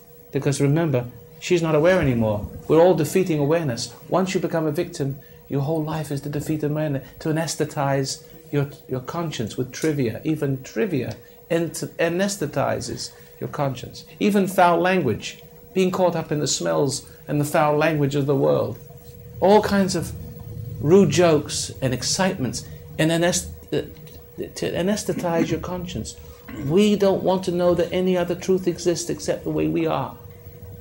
We have to exist in the right way, and if conscience comes too close, the original spirit that our parents confounded in us, we instinctively react to it the way our parents did. We're the enemy of the truth that we have betrayed and fallen from. We're the enemy of our conscience, and we try to kill our conscience with drugs. Follow that? And we kill the conscience of our children too. See? Can you forgive your mother? Yeah, I never thought of her constantly being away from the truth the way you said it tonight. She didn't know. Look, there's two ways to look at your mother. She couldn't know because she was surrounded in the world that wouldn't let her know. See? She was surrounded by an environment that wouldn't let her know. That ridiculed her for even daring to think, to see the world as it is. And daring not to seek its acceptance. See? Or acting crazy for love. Sometimes we act crazy for love, don't we? Because we know we're going to get it when we act crazy. Because the crazy, mad thing in the world will love us when we're crazy. It gives us the most sympathy when we get AIDS. See what I mean? We'll be sick for love. We'll make a fool of ourselves for love. Because only that in the world will love us, and we need. That's the love we need, because we have no other existence apart from that kind of fulfillment. We lose ourselves in that. But do you see that your parent has two problems? Either they didn't want to see, and they didn't want you to see, because they were completely in the grasp of the thing. Yeah. And that's their choice. It wasn't your choice. You're here. You heard these words and you came down. You're crying in your soul. And one day you turn the radio on and here I was, helping you to confirm, bring you back to the little child that you know, like Jesus says, unless you return as a little child. To the understanding you had when you were small, understanding that grown-ups are stupid. Experts are stupid. They don't know best. The day you were born, you knew more. The day you were born, you knew more than they did, because they already become corrupted and rotten and spoiled and crazy, and they wanted to spoil the beautiful thing. See, because they were jealous. They couldn't bear to see how rotten, and smelly, and stinky they were, and that's how they could avoid seeing it. Put out somebody else's lights. Follow that? So forgive her, for they know not what they do. Hear it now? Yeah. She either didn't know it or didn't want to know it. Either way, forgive, which means stop being upset with the memory. And stop living it. Do you see? Because I feed off of it. Do you know how you see a memory? For instance, if you hate your brother, and your brother comes in, see you. And your brother comes into the room, you don't see a brother. Oh, no. You see a bundle of tricks of all the things he's done to you every time he comes in, and you react to that. Who understands what I'm talking about? Oh, yeah. What you're looking at is all the things he's done to you, represented by that body. And it stimulates your judgment of them to forget, see? And you're addicted because you're made of what he is. You're made of his temptation. And the temptation coming through him you're made of, and you have to react to it in order to exist. And also not to see how you exist. See that? See how that is? Yeah, not to see beyond you what react. you see him. That's right. Don't go beyond it. Well, now I'm asking you to see that the enemy operating through the misguided and the unconflicted, which are absolutely rotten and wicked, okay? Now the misguided, who's played the same role, but they don't mean to do it, but they don't know how to stop themselves, could be your parent. But there's a spirit in there of injustice that wants you to be upset, to put into you the same spirit of doubt, and to be at war with reality, so that you'll seek their assurance and love to have any peace at all, because they won't ever give you the ways of real peace. Follow that? They'll hide those keys. And the key to this now is that, remember, all that's wrong with you, what's wrong with you today, this very second, has been wrong with you every day up to this second. Because every time you see a person like your mother, an authority, a teacher, a boss, even a husband who has a woman in him, sometimes you marry your mother, don't you? Because you can't get very far from the spirit that's corrupted you. You think you're escaping, but you marry it in another form, don't you? I reinforce myself twice. Okay. Because this thing's got to reinforce itself. It has to have the delusion of freedom and escape from this thing, but that thing is going to appear in another form and capture you somewhere else because you're not aware of the games it plays, you see. Now, what I want you to do is to start to see your brother as a person, to look through the eyes of this moment, not through the eyes of yesterday, and you do that through the meditation by becoming objective, and next time your brother comes in, to watch the tendency to start to react to everything that he was. in everything that he's done to you. I can't do that. He That's called forgiveness. He overdosed and died. Oh, I'm sorry. Can't do that. Well, anyway, whatever it is, I can. your mother you can. And you'll break those little cues, those little buttons they can press, which you are addicted to. But if you keep on reassuring yourself this life through reaction and excitement, I'm driving myself insane. you're also becoming like your mother. Oh, I am. And you're spending the rest of your life becoming like your mother, denying truth like your mother, and pretty soon you are your mother and you start screwing up your own kids. Is that right? Yeah. All right. Now, we understand you're dealing with a spirit, not psychological forces. All right. So don't hate your mother because the thing inside you wants you to hate her. The thing in her that destroyed her and almost destroyed you. But you're hip to it because the spirit of light in you and is putting a check to this. Wants you to hate your mother. Because when you can hate it, if it can tempt you and tease you and goad you and intimidate you to find that little weakness, that little called judgment, resentment and judgment, which resentment sustains, you will become separated from true love, from a true belief system, and you will share the mind of the violator. And the only person you could ever be after that is through relating to that person and looking for that person you can hate. There's got to be somebody in the world you'll have to hate more and more and more, because the only way you can evolve spiritually is to be more of the alien you've become. I created Not of God. And you call it, that's right. See that? To And it becomes your God. place. Yeah. And the wrong spirit becomes and the spirit of confusion becomes your spirit of truth. And any truth hurts you more. And if you have children, you want to confound them more. Do you understand all that? Okay, I'm sorry, I mean to take this so long. But you feel better? Yeah. Okay, yes, now we've got some call. Can you reach that one over there? Okay. Okay. Hi.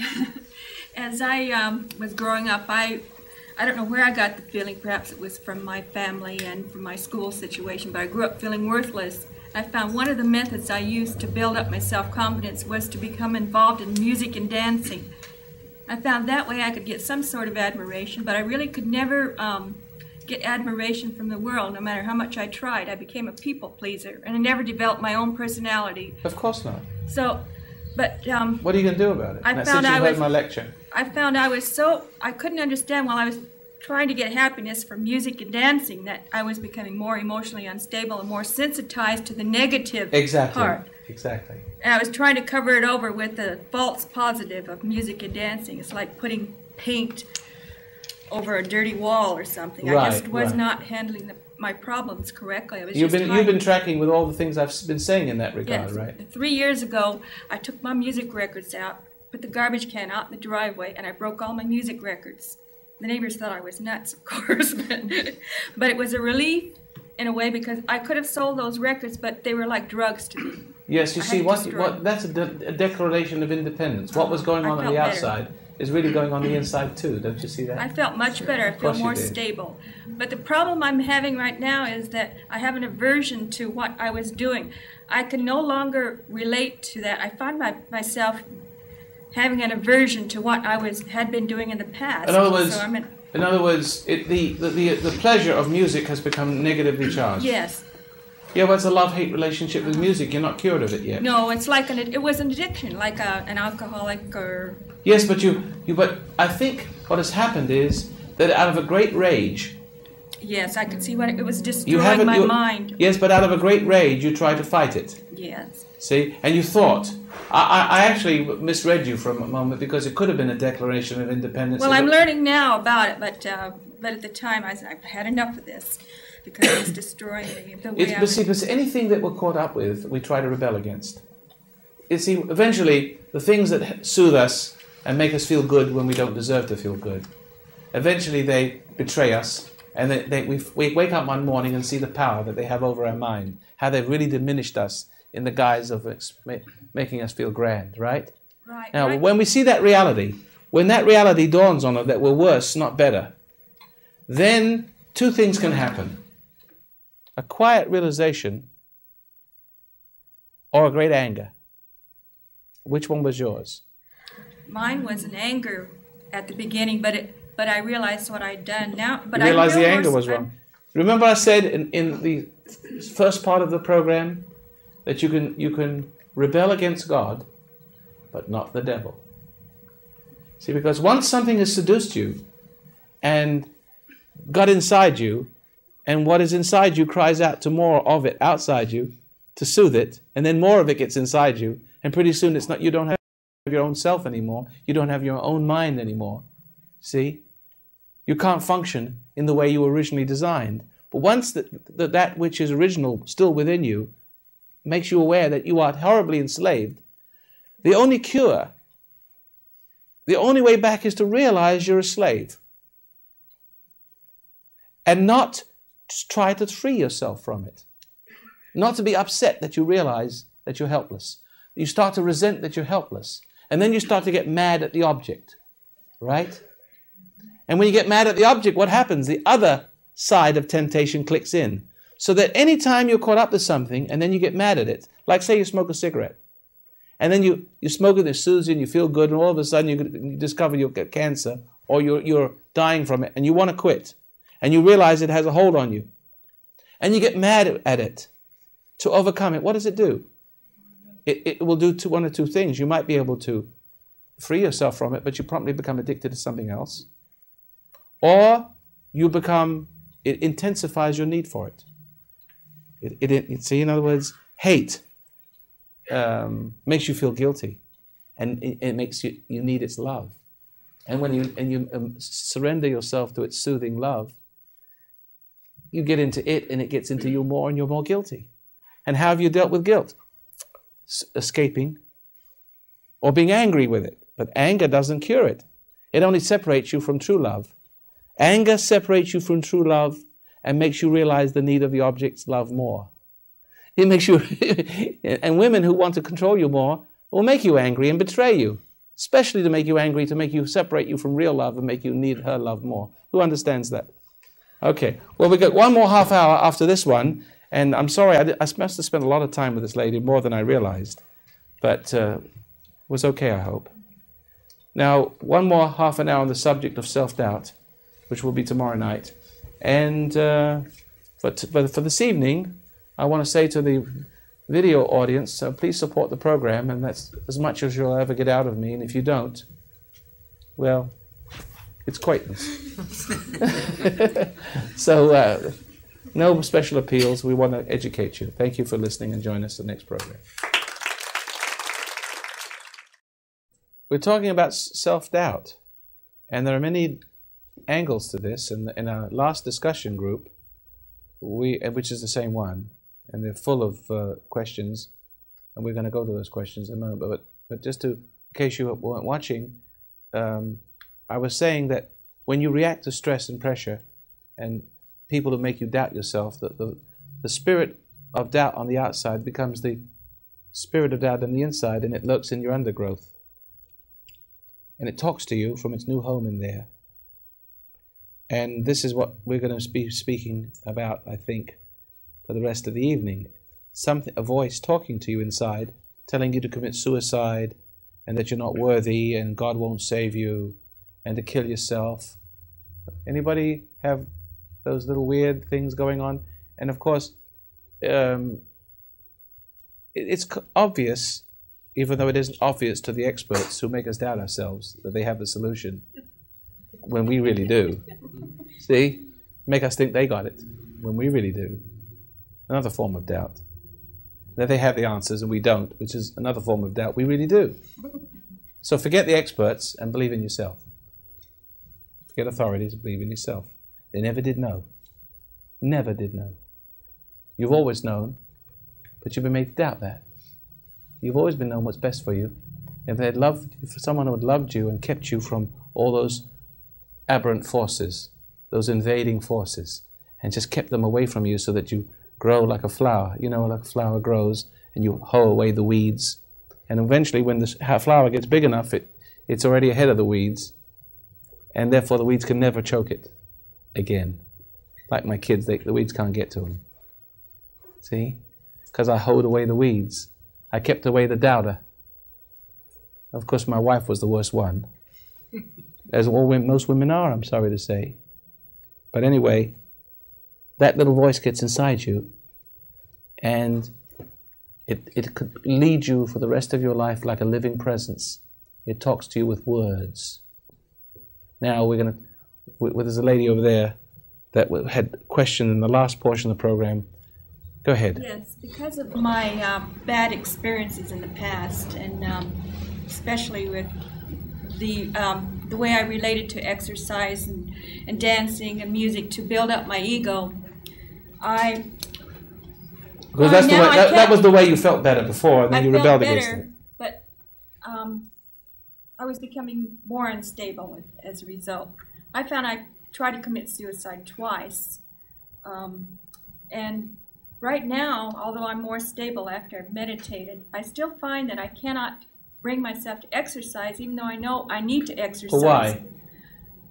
Because something talks to you. It's just a bad experience in the past where I kind of, something inside me, there's a feeling like you don't deserve this. You should become just like your mother. My mother died from cancer. She was overweight and in poor health. And it's like I'm supposed to follow that path.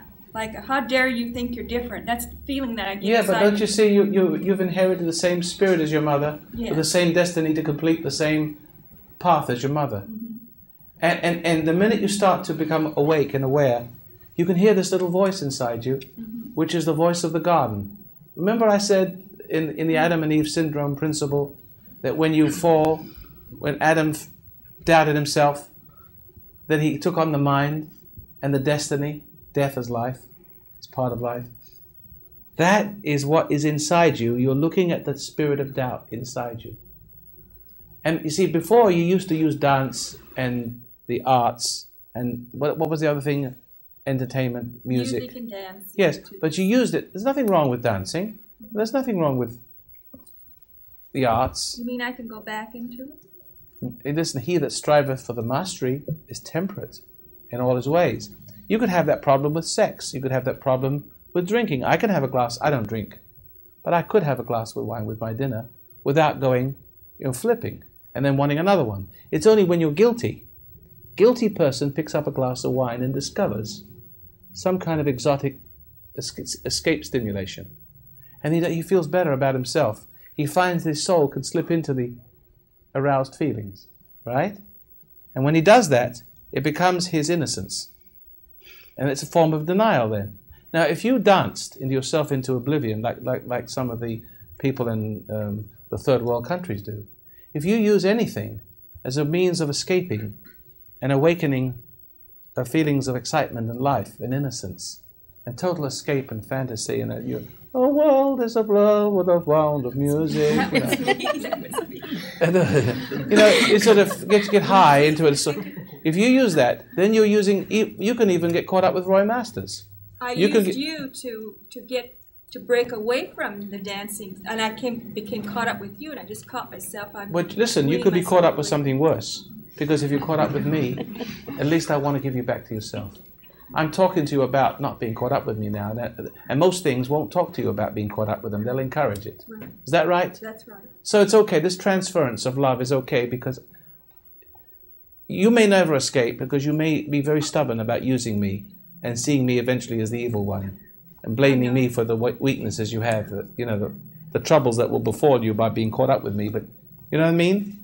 So what I'm trying to say to you is, just because you related to it wrong before does not mean to say that if you relate to it again, that you'll relate to it wrong again, as long as the guilt isn't there, so long as you've seen the truth of how you've related to it. Right? There's no need to fear it. There's no need to hate it or love it anymore. You can just, even an alcoholic, once his guilt is gone, once he's repented of his pride, he finds immediately, because of his relationship to the original spirit, the pristine spirit, that all his relationships are modified. Sex, he that striveth for the mastery is temperate in all his ways. You'll find that you'll have a natural knowing of how much is enough and how much is not enough, when to stop, when not to start. See? You'll know it intuitively. It would be impossible for you to relate to it incorrectly. And if you start to, the new self, the new spirit, not the spirit of doubt, will stop you. You'll suddenly become disinterested. See? You play the piano and all of a sudden, 20 minutes, that's enough. It used to be hours and hours and hours, right? Follow? And you play the piano, it was fun, and you probably do it better than you've ever done it before. And you probably don't do it for a week or two or a month, and you come back to, I think I'll play the piano, and you play it better than you've ever played it before. But this spirit inside you is trying to confuse you. So see, talking about suicide, it plays game with you. When you don't know how to live right, see, the answer to not living right is not living at all. See, that gives you the other extremes. So therefore, when a person doesn't live right, and he becomes more guilty for living wrong, then the thing talks to you and says, see, you deserve better than this. Kill yourself. See? And that becomes a very appealing idea. Because the answer, the opposite to not living right is not living at all. You get rid of pain. The voice See? inside me. And then you never won't make more mistakes if you're not alive, right? The voice inside me said, "You're no good. The world doesn't need you." Well, there's a little bit of truth in that. See, sometimes he talks to you and gives you a little bit of truth. You are no good, and the world doesn't need you. But that should bring you to the reality. It should be a humbling reality, because you've always tried to be good. You've always tried to be right when you weren't right, and the more you try to be right, the more unright you became. See, and pretty soon you felt so guilty for being right that, well, you became, the more you try to be good, the more no good you came. And after all, you'll abandon yourself to your fate. It's the only honest thing to do, right? It's like abandoning yourself to truth. You keep denying the truth. You're denying the truth that you're no good by trying to find something that makes you feel good. But the more you felt good, the more no good you came. So after all, when you come to that conclusion, what else is there to do? It's accept the fact that you're no good and kill yourself. It's the only honest thing to do. Because if you go the other way, try to be good, you're only fooling yourself. And the pain is even greater, because the more you try to make yourself feel good and feel better, the worse you become, and the more no good you become. So it's just endless. So death, committing suicide, is preferable. At least you won't get worse anymore. See? But you mustn't listen to those alternatives. Give up your resentments. Give up your hates. Hate always intensifies the need for love. Hate makes you feel bad. Hate makes you bad. And when you're bad, you feel guilty for being bad, and you want to feel good. But then also, those things you use to feel good is simply a process of denying truth again. Because you're not really good when you're feeling good. It's lying to you. And the lie is getting into you and growing. And when you stop feeling good, there's the truth again. That you're worse than you were before. See? It's an endless agony. And then the voice talks to you concerning this. You're no good. See? Why not end it all? Don't listen. Truth speaks to you without words. Do never listen to the voice in your head.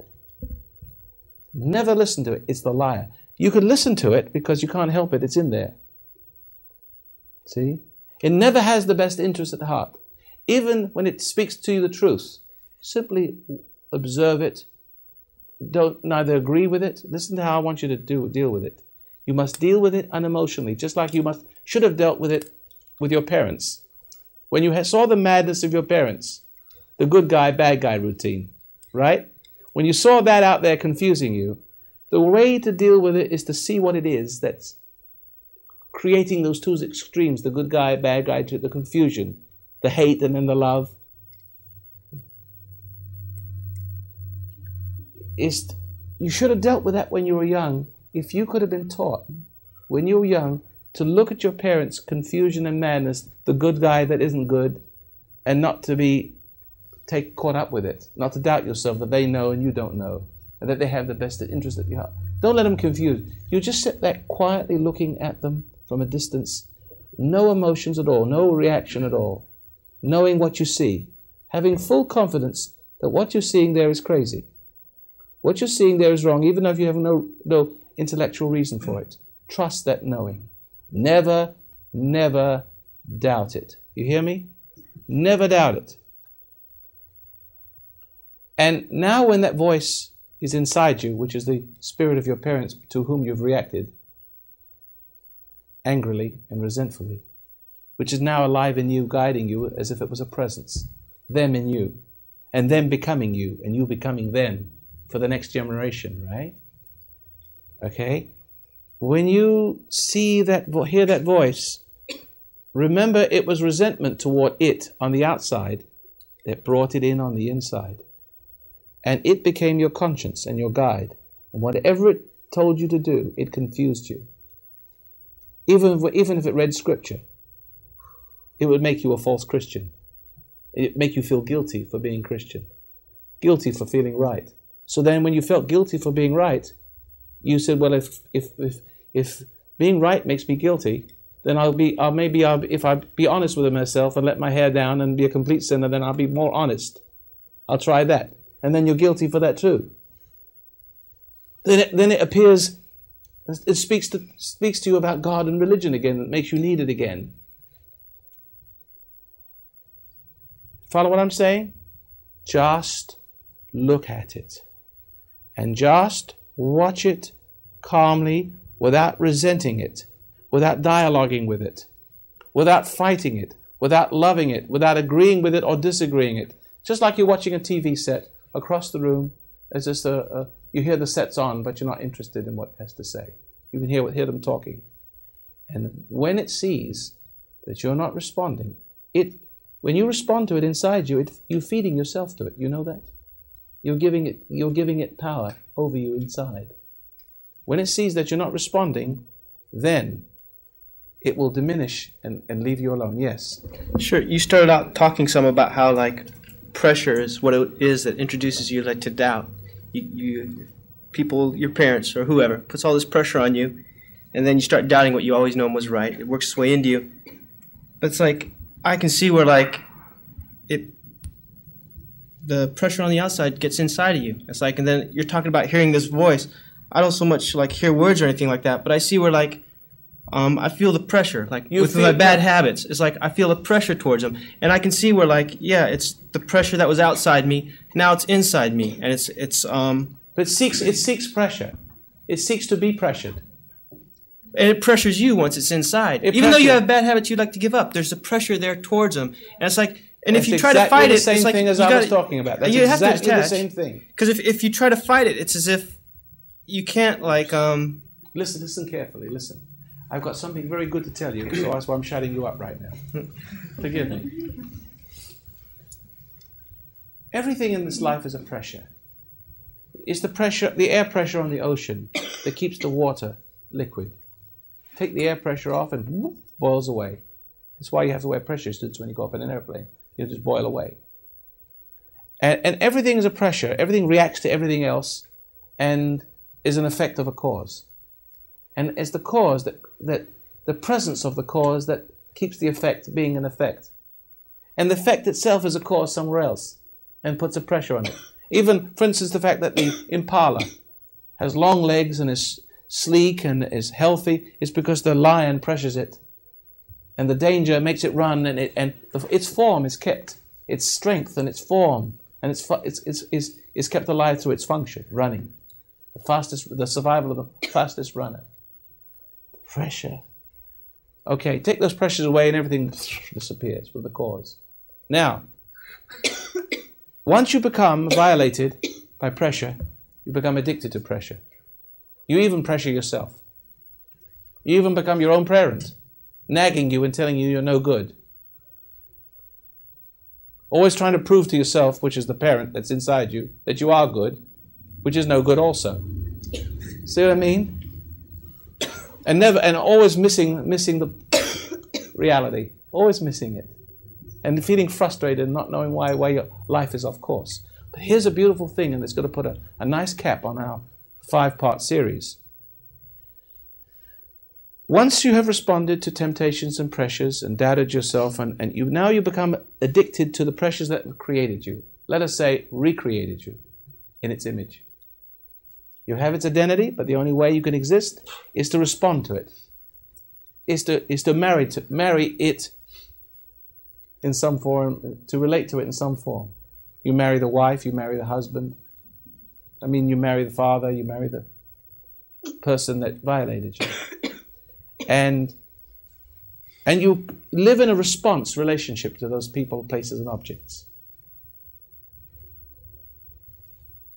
And you take your identity, your form, who you are, which is in conflict with what you might have been.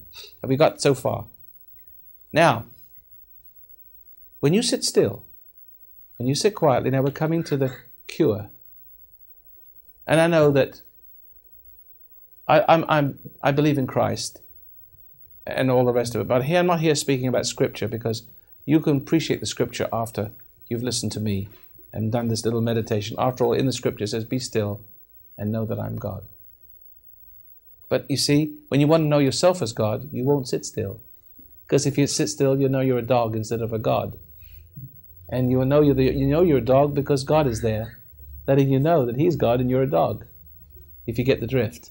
And the conflict between what you are through pressure and your addictions to pressure, you can't live it with it, you can't live without it. See, if you don't have it, you'll realize the truth. And if you do have it, you'll forget the truth, become worse as a result of it, and pretty soon there's the truth again. Pressure. Now this inner pressure, there's an inner pressure and an outer pressure. And your healing will come about if you understand this very simple principle. That is to say, the reason when you sit still, you feel antsy and bored, is because when you sit still, the pressures that you escaped into and made you what you are and made you forget what you were becoming. Am I too complicated? Okay. They consisted your mortal life, or the ego self. You drew your substance of your existence from interacting with what made you as you are. You reacted more and more and needed more and more excitement to pressure yourself into form and to escape from realizing what this form meant in terms of sin and death. Follow that? Okay. That is the reason why you must sit still, and when you see your mind racing, talking to you, reaching for some excitement, even in fantasy, you have to separate yourself from the service of that, from its servicing your needs. You must separate, and you will become antsy. You'll feel like you want to run out of the room. You feel like you're going to die. You feel like you're going to fall apart. You feel a tremendous internal pressure. Now we've got two pressure systems. One from the outside, react, feel, think, and become. Right? When you give up that which serves the ego, this is what the ego is addicted to, and addicted to escaping from what it's becoming as well. It's addicted to the pressure because the pressure is what it is. It becomes what it responds to. Okay? And it's got to go on responding to become what it responds to, otherwise it wouldn't exist as anything. And on top of that, what's left of the soul will realize what a dog it is. Because if there's no pressure to be caught up in, it sees what it is. It sees that it's a nothing, not a something. Who got that? Okay. Now, there are two pressure systems. One that you fall into through resentment. Love, hate. Excitement. Right. Which is not the real you that's come into existence. So when you sit still, the not you starts to feel the pressure of truth, conscience. And it screams in terror. It tries to stop you from sitting still. It wants to make you look for excitement. It starts to introduce doubt, like you're no good, you're a son of a bitch, blah, blah, blah, whatever it is. It tells you that God doesn't love you, and it's restless. Separate from it. Pay no. Your heart will start to beat. You'll start to feel fear and panic, like you're going to die. You have to die. You have to die to sin. You have to die to responding. Because responding is the sin nature alive in you and becoming more alive, but alive that leads to death. Who understands that? And great conflict on the way down. Once you realize that you're dealing with a Beliar, with a betrayer inside your own mind and outside your own mind. And you don't listen to it anymore. And you know that being still is where somewhere there's a no man's land within the space of your, beyond the space of your soul. Once you start to realize that you're not going to die, or even if you do die, who cares, right? What's the use of living like that? You've done that scenario so many times, it never really did help. It only made you worse. Surely you've learned your lesson by now. You'll take your chances this way. Do it.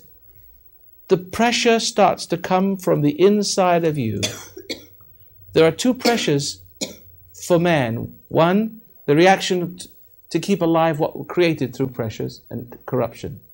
When you give up that, and you remember the other pressure wants to come in from the other side to overcome you, to get you to immerse yourself in Him and Him in you. Follow that? Because when you respond to pressure, the pressure gets into you and you get into the pressure, and that's who you are. But when you start to realize this is not the way to live, but this is the way to die, living it up is living it down. When you finally dawns on you, when the truth inside you catches up and says, be still, let those pressures go. Because you use one pressure to deny the conscience, the pressure of conscience. The conscience is a pressure too. And while we're unwilling to face the truth, we will deny the pressure that will make us, save us from sin. Remember what the conscience does. The conscience is God's saving grace, His Son, see, His Spirit, trying to come into us and to drive out the dark forces, the spirit of darkness and doubt, and give us back the original belief system, to believe in Him, Him in us, us in Him. In temptation, it was the same thing. We had the mind of the evil, and the evil had, we were into it, and it was into us. And pressure was kept it alive. And pressure we used to deny coming back to God, to go on being our own God, to be rebellious. See? As long as you're in one pressure, you're made out of that pressure, and you use that pressure to forget, to keep yourself like a gravity, to keep you away from realizing the truth and from serving something greater than yourself, thinking that these pressures and these friends of yours were serving your ego and that you're really a king and a god when you're really a dog. Now you realize you're a dog through those pressures. You must be willing to give up the excitements. The loves of the world make you an enemy of God, the Bible says, right? When you are ready, and not a second before, you can sit still. And when you sit still, you will feel, well, when people take dope, they feel a rush. They feel this excitement overwhelming up and pulling them in and creating them in the image of it, see? But when you are ready to face the truth and give up your system, your false belief systems, when that moment comes, you can sit still and you can cry, God, save me. See, I cannot save myself. You won't resent your own selfishness. You won't resent your own realization of what you are. And you won't resent your helplessness. You won't struggle with it. You will let the Spirit save you. There won't be any emotion. There won't be any temptation to make yourself a better person. See? To believe in yourself. You'll just sit there and abandon. And that, all of a sudden, a strange thing will happen. You'll feel almost like an explosion, a rush of light, energy. You feel yourself being caught up in something and lifted almost out of your body, overwhelmed by inner pressure. It's called salvation. So the mind of God it saves you from the mind of, it divorces you from this other system, this other mind. And now you have the mind of God. Now you find yourself disinterested. You see through all the foolishness and the nonsense and the religion and the lies and the insanity and the experts. You see it through all of it. And you see no future in believing in anything except in yourself. And the self is the God self that you've left behind to be the dog self. See, and now the dog self is saved. Hallelujah. Thank you very much for listening.